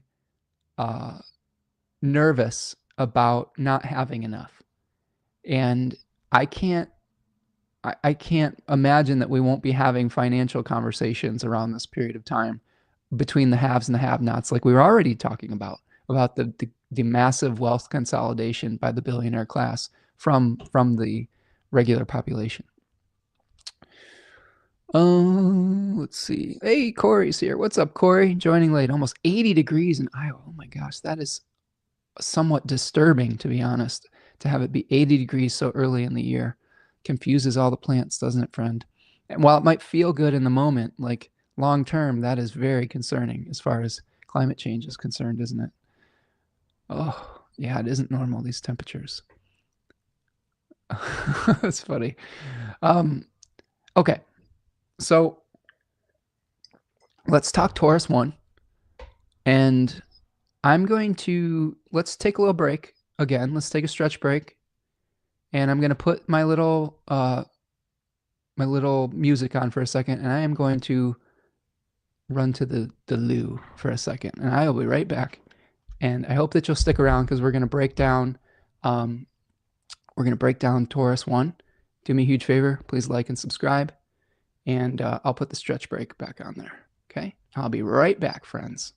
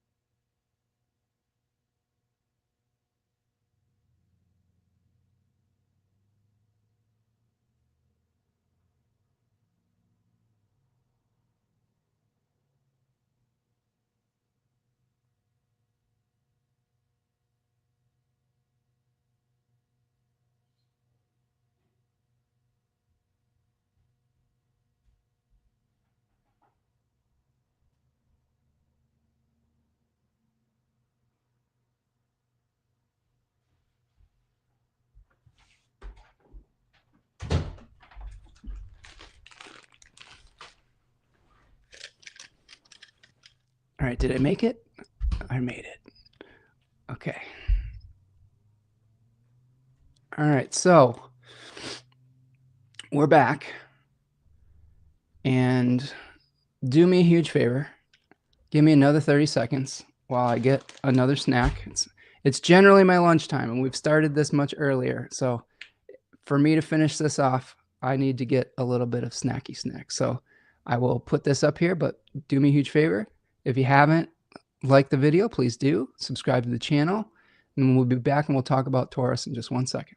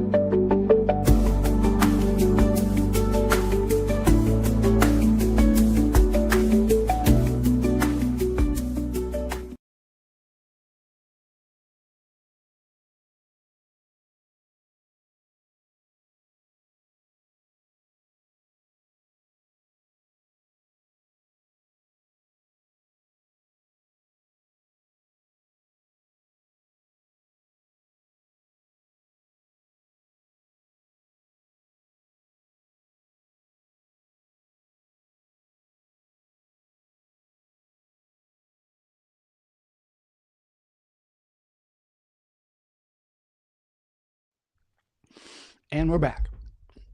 So thank you for that, friends. Lauren says Robert Plant will hold things down. Yeah, we're trying some new stuff here today at the full moon lunar eclipse. We started much earlier to potentially avoid Mars in the first house, which I think we're starting to get. Yeah, we're there now. Mars is like probably rising to the ascendant. So everybody play nice for the next hour, okay? We'll try to avoid some of the more controversial topics potentially. Or we won't, and we'll just have it out, and we'll just have a healthy expression of the things that are frustrating us and our anger, and then we'll leave as friends. How about that? I think sometimes repressing our feelings of discontent can lead to just as much damage as you know, actually just expressing it and releasing it. All right, but be kind. Yeah, behave, Corey. There you go. Okay. All right. let's get back to it. Do it to it. Thank you so much for letting me take care of my body during this marathon of a session. I think I will in the future. I'm going to make some more like break type things that will help us to know that we're on a break and maybe have some cool tunes or something like that. I was able to loop that last thing, which is kind of neat. All right. So let's talk Taurus, friends. So I'm going to bring up the first decan of Taurus from the Decans of Taurus webinar that you can find at the store on my website, spencermichaud.com, if you are so inclined. So here's what I was talking about with our Five of Pentacles. And fives in the tarot are associated with the Mars Sephira or Sephiroth. This is called Gavura or Gabura. It's one where we're kind of severed and separated from things. And in this case, we might feel like we're severed and separated from resources. So this is a place where we may be feeling anxiety, since it's a Mercury-ruled decan, about a lack of resources. Now, the solution to that is to get planning. We may have some worry, but to because of the worry that we have over resources, it may get us up off the couch and get us out in the garden, creating our own victory gardens or whatever it is. So plowing the fields, cultivating the lands, getting prepared for planting. Learning about our material limitations. Like when you're planting a garden, you only have so many seeds sometimes. You only have so much land that you can plant. You have to understand what your limitations are before you can carry out your journey. So worry over resources. Sometimes this can lead to poverty consciousness or scarcity mindsets. The solution to this is planning ahead. My beautiful, beautiful partner, Tanya, has the moon in this decan. And this is actually where the moon's degree of exaltation is, at 3 degrees of Taurus. She has it about 4 or 5 degrees. But what I will say is that Tanya is extremely productive. But a lot of her productivity comes after a lot of worry and anxiety about not having what we need moving forward. So sometimes this decan will inspire a really healthy work ethic, but it comes with the price of like having worry about resources. So how do we prepare for inseminating the land? How do we prepare for planting the seeds, right? So what resources do you possess? This is a good time to take stock. Remember, Mercury helps us take stock of everything that we have. It names things, it categorizes things, it helps communicate what we have and what we don't have. So when you realize what you don't have, how can you plant the seeds to get what you need? What plans do you need to make? Can you turn your anxiety into action? This is the best part, because oftentimes Taurus, it's a fixed earth sign. Sometimes it can lead to a little bit of inertia, right? And one thing that will get a Taurus moving up off the couch or whatever it is feeling like their comfort is threatened, that they don't have enough food, or they don't have a comfortable place to live, or they don't have a place to sleep. You know, that's what's going to get a Taurus going and say, screw that. I'm not going to be uncomfortable. I better get out in the field and get to work, you know, or wherever, or whatever the project is, whatever metaphorically that means to you. So how can you create new opportunities? How can you overcome inertia and idleness? Where do you need to cultivate your common sense? I like this. You know, where can you get practical in your life and say, hey, this is, you know, this isn't an idea anymore. We got to make this real. This is where you start making things real. All right. Lauren says, by the way, this is why I have cameras down in the middle of deck and walk. Always eating my delayed breakfast. Yeah, I hear you.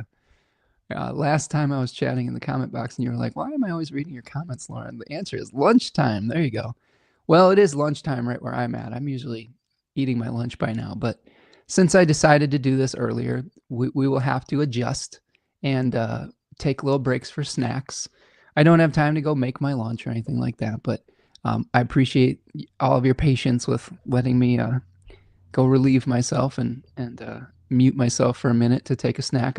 It's not something that I do very often, but we are all human. Lauren says, Taku is right. You should use your own music for breaks. Maybe I will. I'll see if I can set that up potentially. See if I can set that up. Lauren says, I heard a tarot reader say on this card, all the people in the card have to do is turn around and go inside the church for aid. Not so true for the current times as they are likely locked, but back then, oh boy. Yeah. That's a good point, Lauren, is not only are we seeing two figures that have fallen on hard times, like destitute or through an injury or an illness, but they are outside of a church in the winter where it's snowing. And this card can represent divine intervention. So sometimes all we have to do to alleviate our situations is to be open to receiving help. And you think about Venus and Taurus in a feminine yin sign. Venus often brings us things that are good, you know, objectively or subjectively good. And all we have to do is be open to receive it. I believe Lauren could probably talk about this a little bit. She has a Venus and Taurus, if I'm not mistaken, right? How do we become open to receiving the good things in life? Sometimes all we have to do is step out of the way and let the universe help us and start telling ourselves a new story about our life and about abundance. Oftentimes what I will see in people and in charts, and I have to convince myself of this sometimes too, is poverty consciousness is often, or scarcity mindset. Look at those words at the end of that. Consciousness, mindset. We often think of ourselves as being poor or lacking, even in situations of great abundance and wealth. And this is not me trying to say or devalue people who are truly struggling. We have fallen on some challenging times as far as like inflation and things like that. But there is a flip side where you can say, well, maybe it's a matter of perspective. Like, I will say this, like 90% of people in America are probably living a much more abundant and peaceful and, you know, fortunate lifestyle than a great number of people on this planet. And it's all a matter of perspective, you know, like, oh, well, maybe you can't afford the newest iPhone, or maybe you can't afford a new car and you have to drive your used car for a little while. I mean, those are first world problems. When we say first world problems, like that's a real thing. Like sometimes people are like, I don't know where to get my food or clean water. There are people in the world where they have to walk down to the stream, fill a bucket full of dirty ass water, and then try to like filter it out to get to, you know, bathe themselves or to drink something. It's all a matter of perspective, in my opinion. That being said, you can make plans for abundance here, right? Lauren says, but back then, oh yeah, not so true for the current times as they're likely locked. The church doors we're describing in 5 of Pentacles, but back then it was always open. Always view those that find themselves in homelessness to mean some of the strongest people on the planet. So strong that they are instant manifestors at times. I consider Taurus I to be instant manifestors in the highest vibration of the card. Yes, and this is the thing too. We do have an increasingly concerning homelessness pandemic in America as well, or a situation of that. So what I am saying is heavily asterisked by the fact that there are people in America, in this country that is supposed to be one of the wealthiest in the world, that are suffering like the people in these cards. So what I'm saying is not to diminish those situations. But I will say that there are a lot of people that I have run into who don't have that situation, that have beautiful homes, that have beautiful families, that have food on their table, that have vehicles, that nothing is ever enough for them, and they feel that they're poor, sometimes because they're living beyond their means, because they have an idea of what their lifestyle should be, because they have fallen into the delusion that the billionaire class has presented to them. That's the biggest delusion in America, is that, like, well, you could be one of us. You know, you're not right now, but you could be if you just step on enough heads. I mean, really, that's what it boils down to. You don't become a billionaire by being a good person. Let me repeat that. You don't become a billionaire by being a nice, respectful person. You do it by stepping on people. It's not to say that you can't be wealthy and not be a good person, but to create the type of wealth where you have more wealth than the small gross domestic product of a small nation, you've stepped on a few people along the way. So Taurus I. Let's come back to the chart. Let's take this one down. All right, we got more comments coming in. Man, you are active in this chart today. Chart. That's what it is. Jennifer says, my son's sun and Venus are in the first decan of Taurus, and his Mercury is in the third decan. He's very methodical in the way he does things. Sometimes he gets bogged down and stuck. Does he ever have, does he worry about money sometimes, Jennifer? I guess that would be a question. If he get, not that he is poor, but like, does he ever worry about money, and that gets him moving sometimes? Lauren says, much of our world is abundant beyond imagination. We have access problems, though. You only need to work in the grocery store or a restaurant to see how much we have wasted, or in reality, to see there are more empty spaces than are shown. Yes, I agree with that. I think you are spot on. There's a lot of food that goes to waste in a capitalist society. And access is, you're right. The oligarch class are becoming more and more severe gatekeepers to that wealth, right? So yes, we do live in an abundant world. Access is very important. I like that distinction. So how do we increase our access to that, right? All right, so let's go back here, and we're going to start looking at the sun in Taurus. And we start off on the 19th with Mars trining Neptune. Now this is interesting because we have Mars at 0 degrees of Leo, trining Neptune at 0 degrees of Aries. So here's the Mars-Neptune trine. I would just say with this aspect, it's very, obviously very fiery orientated. Mercury is also part of the conversation. So I think that Neptune is going to be coloring the Mercury-Mars trine. So we could be having very passionate conversations about our independence, about our visibility, and it could be very attempting to be very transcendent, if that makes sense. Like again, I go back to that word illusion, and we could be trying to transcend all of our collective challenges by forcing our will, right? This to me is an aspect that says you're just, where somebody says you just have to try harder. If you just tried harder, worked harder, individuated harder, then you'd be successful. And that may be true in selected circumstances, but it's not true in every circumstance. And astrology teaches us this, folks. Astrology teaches us that everyone's circumstances are not equal from birth. You know, some people are born into great situations of danger, trauma, poverty, etc. And the playing field isn't level in that regard. And sometimes people that have really difficult charts have had to overcome way more than somebody who might have been born with all sorts of dignity in their chart, where they've been kind of handed some things from a very young age. Now, that doesn't mean that everyone that has positive planets and dignity in their chart has it easy. Sometimes people have to work really hard to get where they're at.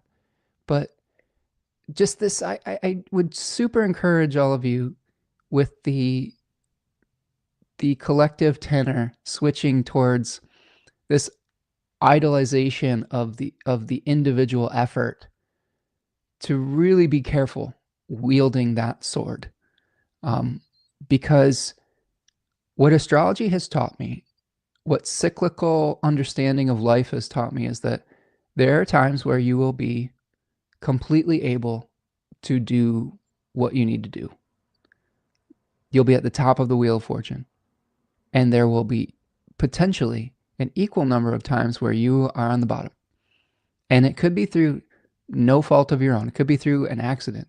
I think we don't consider how perilously close every single one of us are to being disabled, if we aren't already. You have one unfortunate car accident and you are in rough shape. And I know it probably doesn't do us any good to like live in fear of that.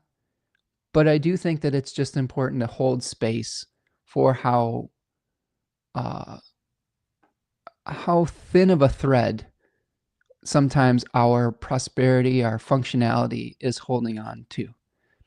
And that's why we have compassion and empathy for those that maybe aren't able to do exactly what we can do, okay, as functionally as we can do it, and not hold them to the same standard, because it could very easily be you at any moment. So that's something I would consider with Mars trining Mercury and Neptune, is how do we maintain our compassion when the forces of the planetary influences are maybe firing up our intentions towards radical independence. On the flip side of that, if you want to contextualize it in a slightly different way, this could be some potentially fruitful conversations about how to increase your independence.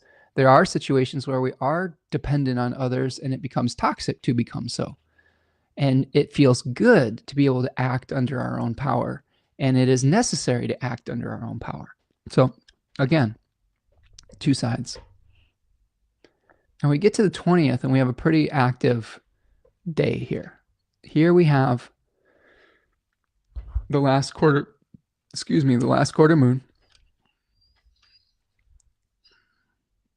And we have this big T-square with Mars and Pluto and the moon. So this is another kind of a spicy moment in the astrology. So the moon is at 1 degree of Taurus, Mars is at 1 degree of Leo, Pluto is at 3 degrees of Aquarius, but the moon will be activating that, moving into Aquarius of that day, squaring the sun. We just had the Mars Neptune trine, and then Mercury is kind of in a position where it's kind of making its trine to Mars. This is a very fixed area of the month. This is the kind of area that where people dig their heels in. And that I think is the thing we have to be careful of with that. Let's see. You're a dicey Vega is here. It says, so true about ability. I tripped over a pet and broke my leg and still healing over a year later, right? And that's not your fault. That was just a bad break, right? And it's not because you didn't work hard enough. It's not because of this and that. It's not because you're not smart. Sometimes accidents happen, and those things can be shown in our charts. Like we talked about Frida Kahlo earlier. She was just riding on a bus, and that bus got in an accident, and a big steel rod got jammed into her spine, and it completely shifted the trajectory of her life. And she made probably the best of it, of her great, great suffering, created something wonderful from it, but her personal experience of that suffering was probably pretty gnarly, you know? So yeah, Jennifer says, yes, with a newborn 2-year-old, he does worry about money. And now this is about her son who has the sun in Taurus I. Yes, he does worry about money, and now he's trying to further his career by getting back into a mentor program. Well, that's good. Nice. Erin says the college dudes in her town are now doing keg stands because it's like 80 degrees out and it's 1 p.m. Oh boy. That's fun. Yes. People who have lived in winter for a long period of time sometimes go a little wild when we get one of these early spring 70, 80 degree days for sure. I've seen it happen here too. Heather says, I became disabled last year, L1 in the 6th house. I was homeless at 3, 15, and 29. Astrology shows us why compassion matters. Absolutely.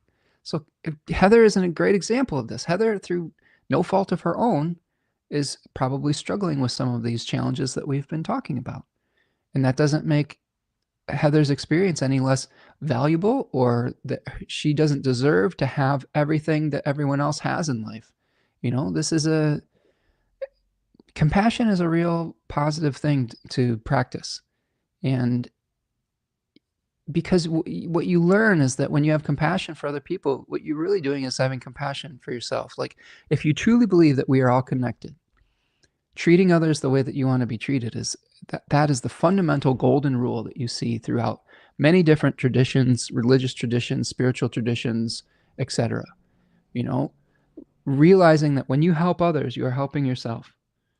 There's a fundamental truth within that, you know, and it only takes one accident for you to be in someone else's shoes.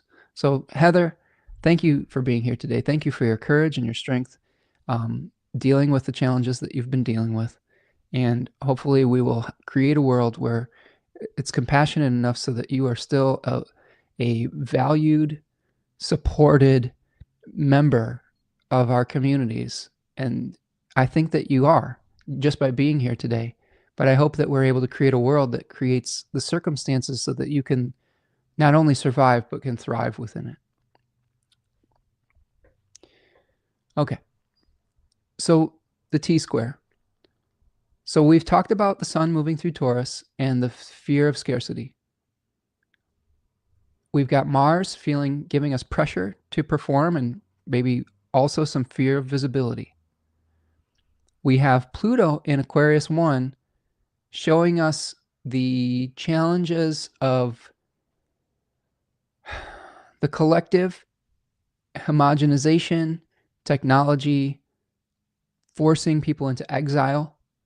And we are bringing up all of the fears around things like becoming a technocratic oligarchy, all of those types of things. So all of these things are activated.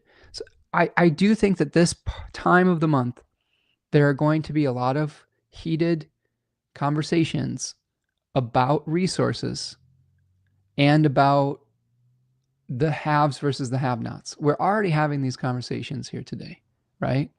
But I think these conversations start to really increase in their volume level in mid to late April with these aspects. Now, you may also experience this in your own life where you may be feeling the pinch of the social changes, and it may lead to a desire to dig your heels in the various areas of your life. And you have to be real careful of that. You have to be careful of getting so fixed in either your fear or in your self-righteousness or whatever it is. And I think that preserving your relationships is number one, okay? Because we're stronger and more abundant when we work together.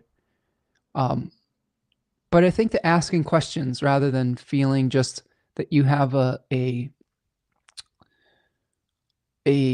patent on the truth is going to be important during this period of time. You know, there are multiple truths and they come through different lenses.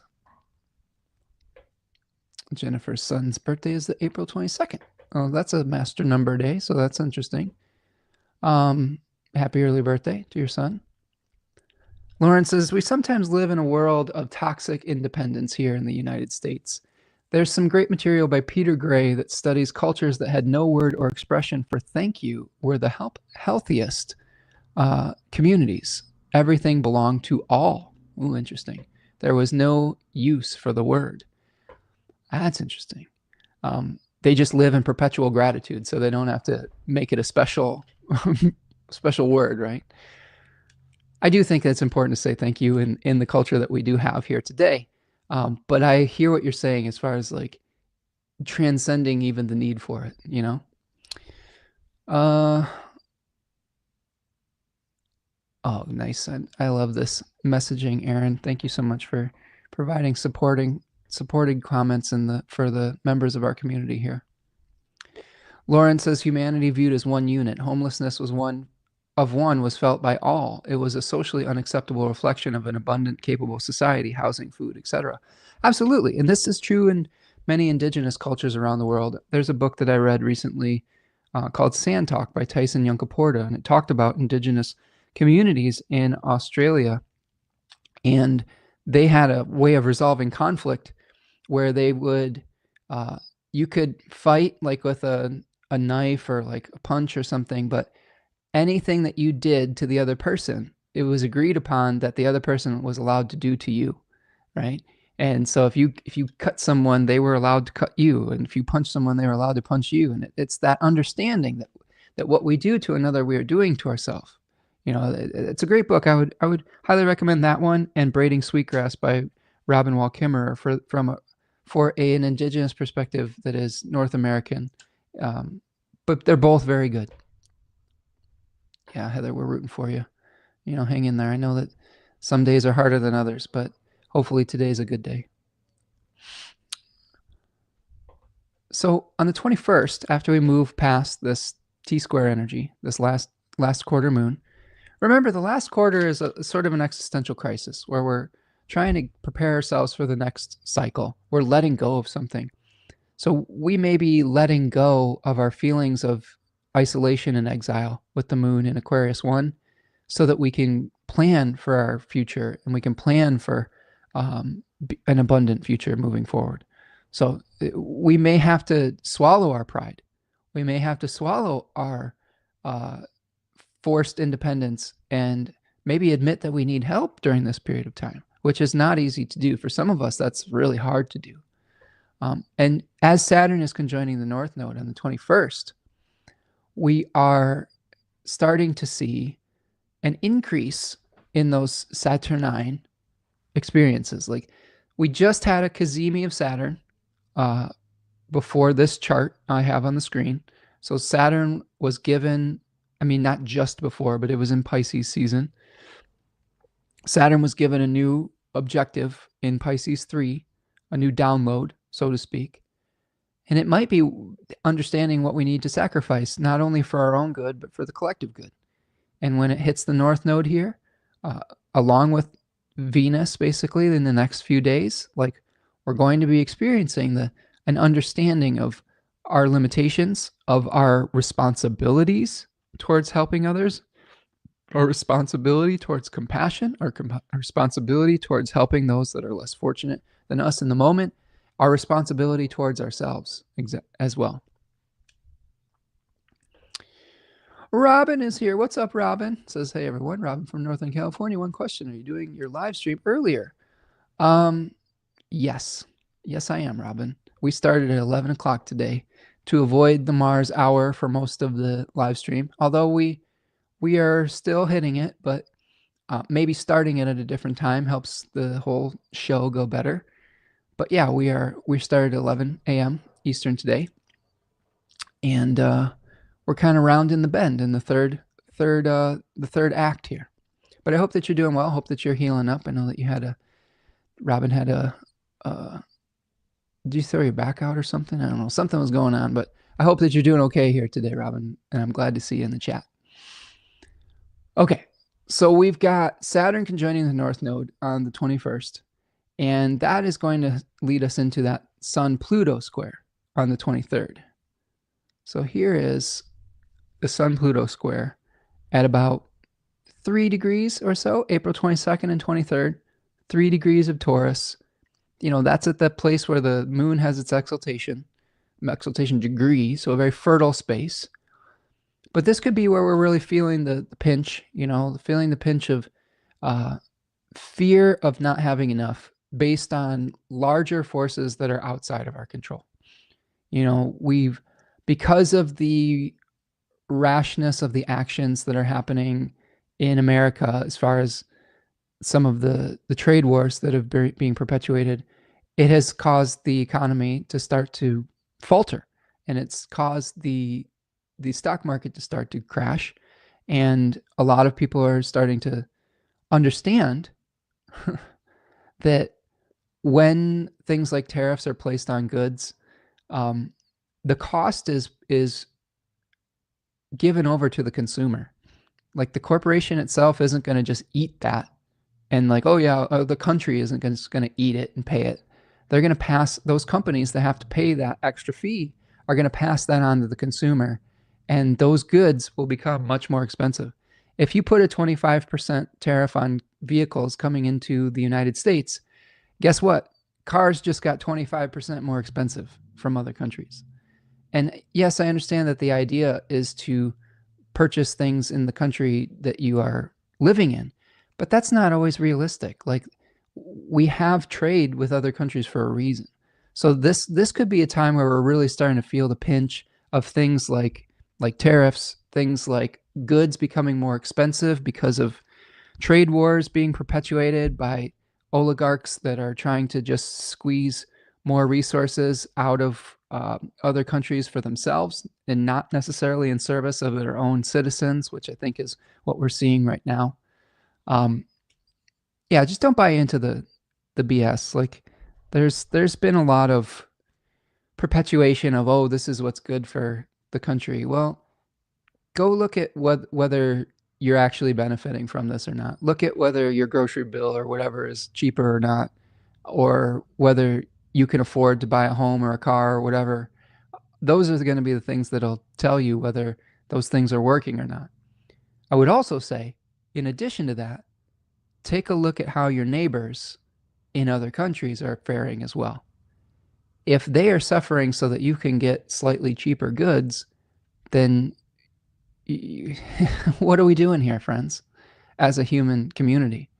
What, we are going to benefit on the backs of other people? Is that really how we want to become a global community? These are the questions that we might be asking with the sun squared Pluto around this period of time.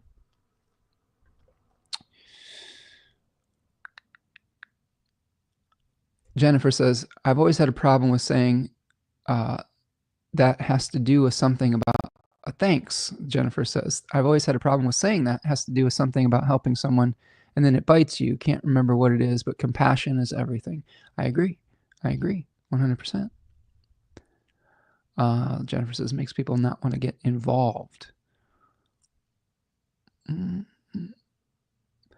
Yeah, I think sometimes we tried. Sometimes I think that the challenge with that, Jennifer, is when we try to help people, oftentimes people help people with strings attached and with expectations. And the expectation, even if that expectation is that help will be acknowledged or appreciated, that still is a potential manipulation. I think if you truly want to help somebody, you help them without strings attached. You help them and you do what needs to be done. And it's not to serve your own ego. It's to make sure that they're being helped. That being said, it's always painful when you try to help someone and then they treat you poorly or they don't acknowledge the help. That sucks. It makes you not want to help as much. But I still think that the right thing to do is to continue to be helpful. But that's why gratitude is so important.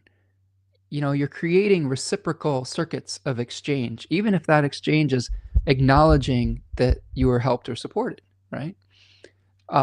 But we've also seen the negative side of that, like with the recent displays with our international diplomacy in the United States, with this false equivalency of gratitude for the help that is given in international aid. Like, you know, sometimes when somebody is suffering and going through like a real challenging experience, you know, making them grovel for the help and support that you are giving them is dehumanizing and wrong. So, and another thing to consider, that if you are in position to be a helper, do it without strings attached. Do it without expectations. If you truly are giving from your heart, you don't have to worry whether you're being appreciated or not. You just know that you're doing the right thing. And that's part of kind of almost like an Aquarius versus Leo type of thing too. The Leo placement, Mars, probably is wanting to be acknowledged for the help because it is an act of ego. It is an act of assuaging their own ego. Whereas the Aquarian type of help might be more so, I'm doing this because this is the right thing to do without necessarily needing the validation moving forward. Now, not every, let me backtrack and say not every Leo, not every Aquarius. There are Leo placements that give truly out of the goodness of their heart without expectation. And there are Aquarius people that are very selfish. There are Aquarius placements that where they're literally trying to control the narrative to only share the story that is self-serving. So you can't make these, you really shouldn't make these blanket statements about this, but I do think that there are tendencies that we can analyze. So that's our Sun square Pluto. We move forward to the 24th, and we have Venus conjoining the North Node and Saturn. So this is the second conjunction between Saturn and Venus that we're experiencing over the course of the month. And we have dealt with this all the way from January. So we had the first Venus-Saturn conjunction on the 18th of January at 16 degrees of Pisces when it was direct. Then we had the second conjunction of Venus and Saturn at 25 degrees when Venus was retrograde, 25 degrees of Pisces. And now we will have it again at 27 Pisces when it's direct on April the 24th. So this story is, it's unfolding in chapters. So we may be trying to go through and bring about a completion, bring about some kind of dissolving of the things that separate us, but it's going to go through stages. And this is probably the final stage for that Venus and Saturn story that we've been experiencing. On the 26th, we have Mercury exiting its retrograde shadow at about 9 to 10 degrees of Aries. So this is where we're breaking new ground, breaking new territory. We've been potentially reviewing some things from the retrograde, and now we're seeing Mercury moving through a new area of the zodiac that we haven't yet traversed over the last few months. That brings us to the new moon in Taurus at 7 degrees of Taurus on the 27th. So we have this new moon is squared Mars. So we have a Mars square that we have to pay attention to again. So here's Mars at 4 degrees of Leo, and it is separating from this, so it's not applying, but I do think we'll still feel it via whole sign. And we still have Pluto in this area. So this T square, you know, I think that the sun in Taurus 1 at 1 degree of Taurus, and that big T square that we saw is sort of a initiation. And then this new moon is probably where this really starts to take off on some level. The good news about this is that we do have Venus hosting the new moon from her maximum degree of exaltation.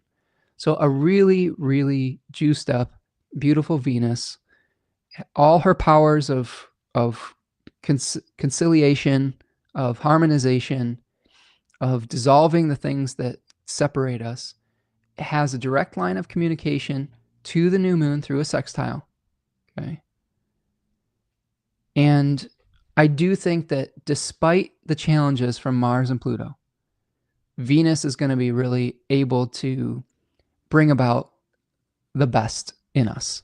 That's my hope. And that to me is what the astrology might potentially suggest as well.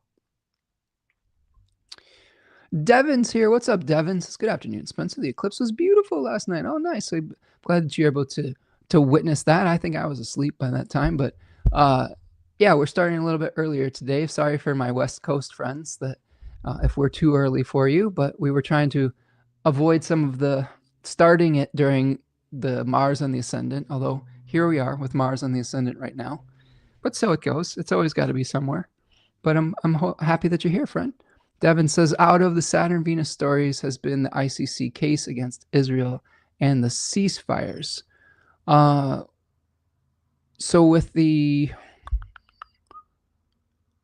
Yeah, you'll have to tell me more about that, Devin. I don't know if I'm completely familiar with the legal case that's happening with that. I know that all of those ceasefires, whether it's Israel and Palestine or Russia and Ukraine, they're all tenuous, right? They're all kind of hanging on by a thread, if they are at all. So, yeah, we'll have to see how that all turns out, friend. Okay. So, new moon in Taurus, probably an opportunity to start planning for future abundance. And the other thing that I will say is that there will be two pressure points at this new moon. The first is Mars, where to be able to create abundance, you might have to become more visible and you might have to compete for those resources, which makes a lot of people uncomfortable, including myself. I'm not a huge fan of competing for resources, but sometimes you do have to put yourself out there. The other pressure point is with Pluto in Aquarius, where the collective, the vibe of the collective right now is revealing some of the challenges of the ideals that have been repressed for a long time that are starting to come out into the open, like fascism and things of that nature. So we're having to deal with collective forces that are outside of our control and having to deal with how do we compete for our own resources while simultaneously taking into account the collective need for equality, fairness, diversity, etc. So those are pressure points that I think we'll feel around this new moon. And I'll do an entire live stream on it, and then hopefully that will help us contextualize it. And then we're rounding the bend, folks. Thank you so much for hanging out with me today. The final aspect or ingress that we have for the month is Venus moves into Aries on April the 30th. So it leaves its exaltation in Pisces and then moves into its exile once again in Aries. And this time it's conjoining with Neptune in Aries. So because we have a morning star Venus, where it is rising before the sun in the early morning hours, this is a warrior Venus. So we may be really advocating or feeling inspired to advocate for our beliefs, for our independence. Again, be very careful about the conjunction with Neptune, because some of those types of things can become glorified or glamorized and then later can be shown to be an illusion. So I do think that it's important to advocate for our needs and our independent actions. But I think that you just have to be careful and be judicious about that, especially when Venus is conjoining Neptune. It could lead to actions that are, we're taking where we think we're doing one thing, but it may be actually a more self-serving action. Okay. Devin says, I'll tell you later. Difficult to explain right now. No problem, friend. Sometimes we have limited time to dive into various topics on the channel, so appreciate that, friend. I'm just glad you're here with us. So if we look forward to May, okay, just a preview for May. May we have Mercury moving into Taurus, the Sun moving into Gemini, Saturn moving into Aries. That's the big thing for May. Saturn moving into Aries, into its fall, into Mars's sign. Big change, and it's going to be conjoining Neptune. And then we have two signs that Mercury is going to be moving through May, Taurus and then Gemini. So Mercury is going to gain some dignity into Gemini at the end of May. So that's our preview for May. We'll break it all down. I'm not sure exactly what time. We'll see. I don't know if this time worked well for all of you, but if you have feedback, I'm happy to at least take your opinion into account. Ultimately, I'm probably going to do what is best for me and my schedule, but if people have strong opinions about it one way or the other, I will definitely take that opinion into account. So friends, I have 2 more things for you. Before I do that, make sure you're liking and subscribing the video. That always does a huge favor and service for me. Go follow me over at Spencer Michaud on Instagram, Twitter, etc. But I have a hexagram for you, and I have an animal. So the hexagram I have for you today, friends, for the month of April. What is the essence of the astrology of April 2025? Before completion, no changing lines. So this also translates to not yet across, before the end, nearly home and dry, bringing order out of confusion and exercising caution and circumspection. We've talked a lot about how Mars going back in balance probably starts to bring some order back into the craziness that we've been experiencing over the last few months. But we have to be real careful, because we may think that we're at a point where we're ready to relax and let down our guard, or etc. But we need to make sure that we're getting across safely. There is the judgment in this hexagram says before completion, success. But if the little fox almost across the river gets its tail wet, there is nothing for which it is beneficial. So Jack Balkin in The Laws of Change says you face a difficult situation. The elements for successful change are there, but everything seems confused and unsettled. It is up to you to bring order out of chaos. Remember when we talked about Libra 3, where your own centeredness and calmness can help bring a more peaceful situation? The hexagram is confirming that. It's a great responsibility. The problem is you don't yet know what to do. There are contradictory indications and contradictory forces at work in the situation. You feel tugged at from all sides, yet you must make a decision. The text compares your situation to that of an old fox that is trying to cross a frozen river. It does not know where the ice is too thin. Therefore, it proceeds slowly and cautiously, listening carefully for the first sounds of a crack in the surface. No matter how far across it is, it does not lose its balance or its caution. By contrast, a young fox lacks the prudence and circumspection. If it rushes ahead boldly when it is nearly across the river, it may fall into icy waters. So the wise fox takes things slowly. The young fox rushes in. We may be at a period of time in April where we have to really step lightly. We have to be careful, because if we rush too quickly, we could be falling into danger. And we have the perfect animal to guide us through this month. It's the sloth. I just love when these things match up like this. We have a hexagram telling us to slow down, to be cautious.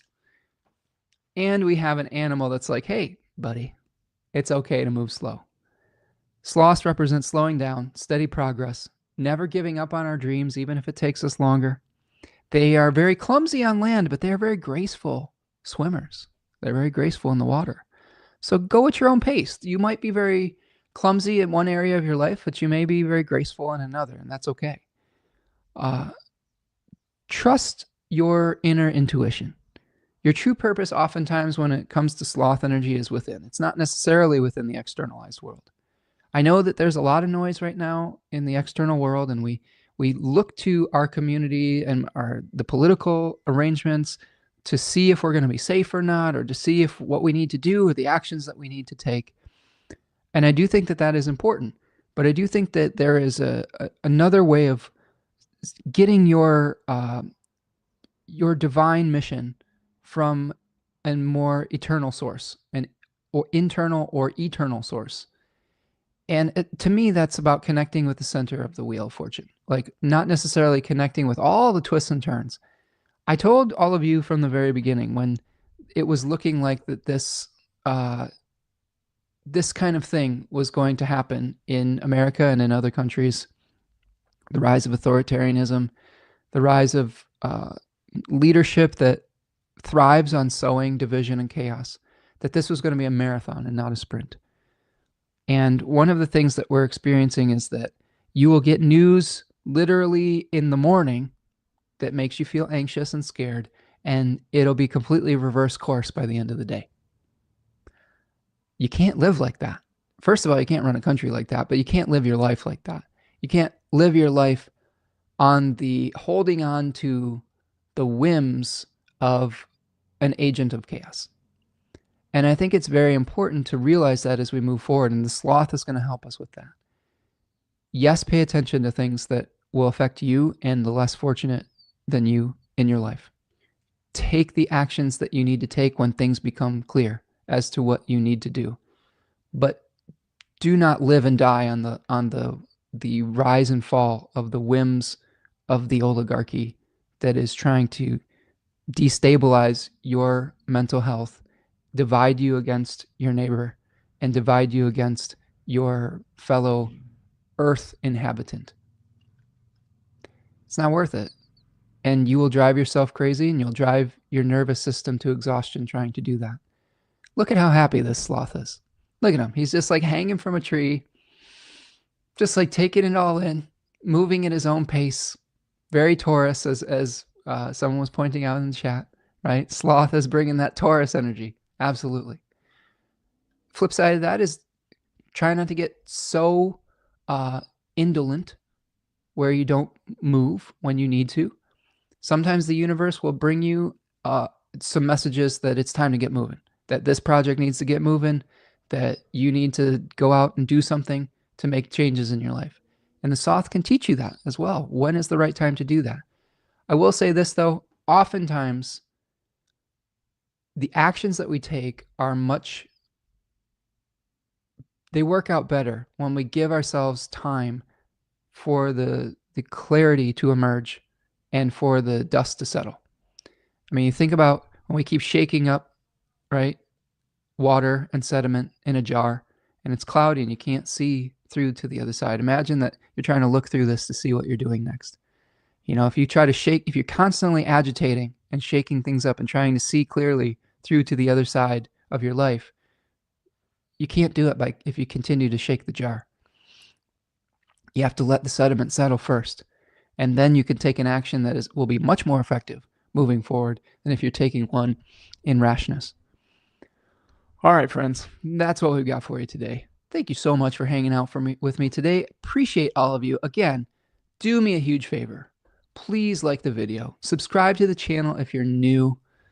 If you have any opinions about the new time, it's not the new time. It's just a time. If you like the time, let me know. If you're like, oh, I like the other time, let me know. I'll take that opinion into account. Go over, follow me on my social media accounts. I am on Instagram. I am on Blue Sky. I am on that other one, but I don't do too much on that one. And go follow me over at the subscribe to the newsletter, and reach out at spencermichaud.com if you want to book a reading, or if you want to sign up for our Dignity and Devotion Mars webinar, or purchase a previous webinar. So that's what I've got for you today. Thank you so much for hanging out today. Thank you so much for being an awesome community. Appreciate all of you. Appreciate your kindness. Appreciate your empathy for one another. And we will try to groupthink this thing, right? We'll try to put our heads together and work through this thing called life, as Prince would say. Painted Turtle says, there's a sloth I used to visit during the closing time at Cincinnati Zoo, where they would take her from the outside tree to her indoor environment. Beautiful creatures, and so special to be around. So gentle and slow and wonderful. Absolutely. Absolutely. Taria says, I really do love this time. I love spending time with all of you too. That's why we kind of luxuriate in it. We're not just trying to get in and out here. We're trying to have a connection and have a good time together. And maybe it's a little oasis from some of the craziness of our days and of our experiences on this planet. So have a great afternoon. Have a great April. And I'll see you, let's see. I think I'll see you next week. I'm going to be taking a day off coming up soon. The 28th, I'm going to be off.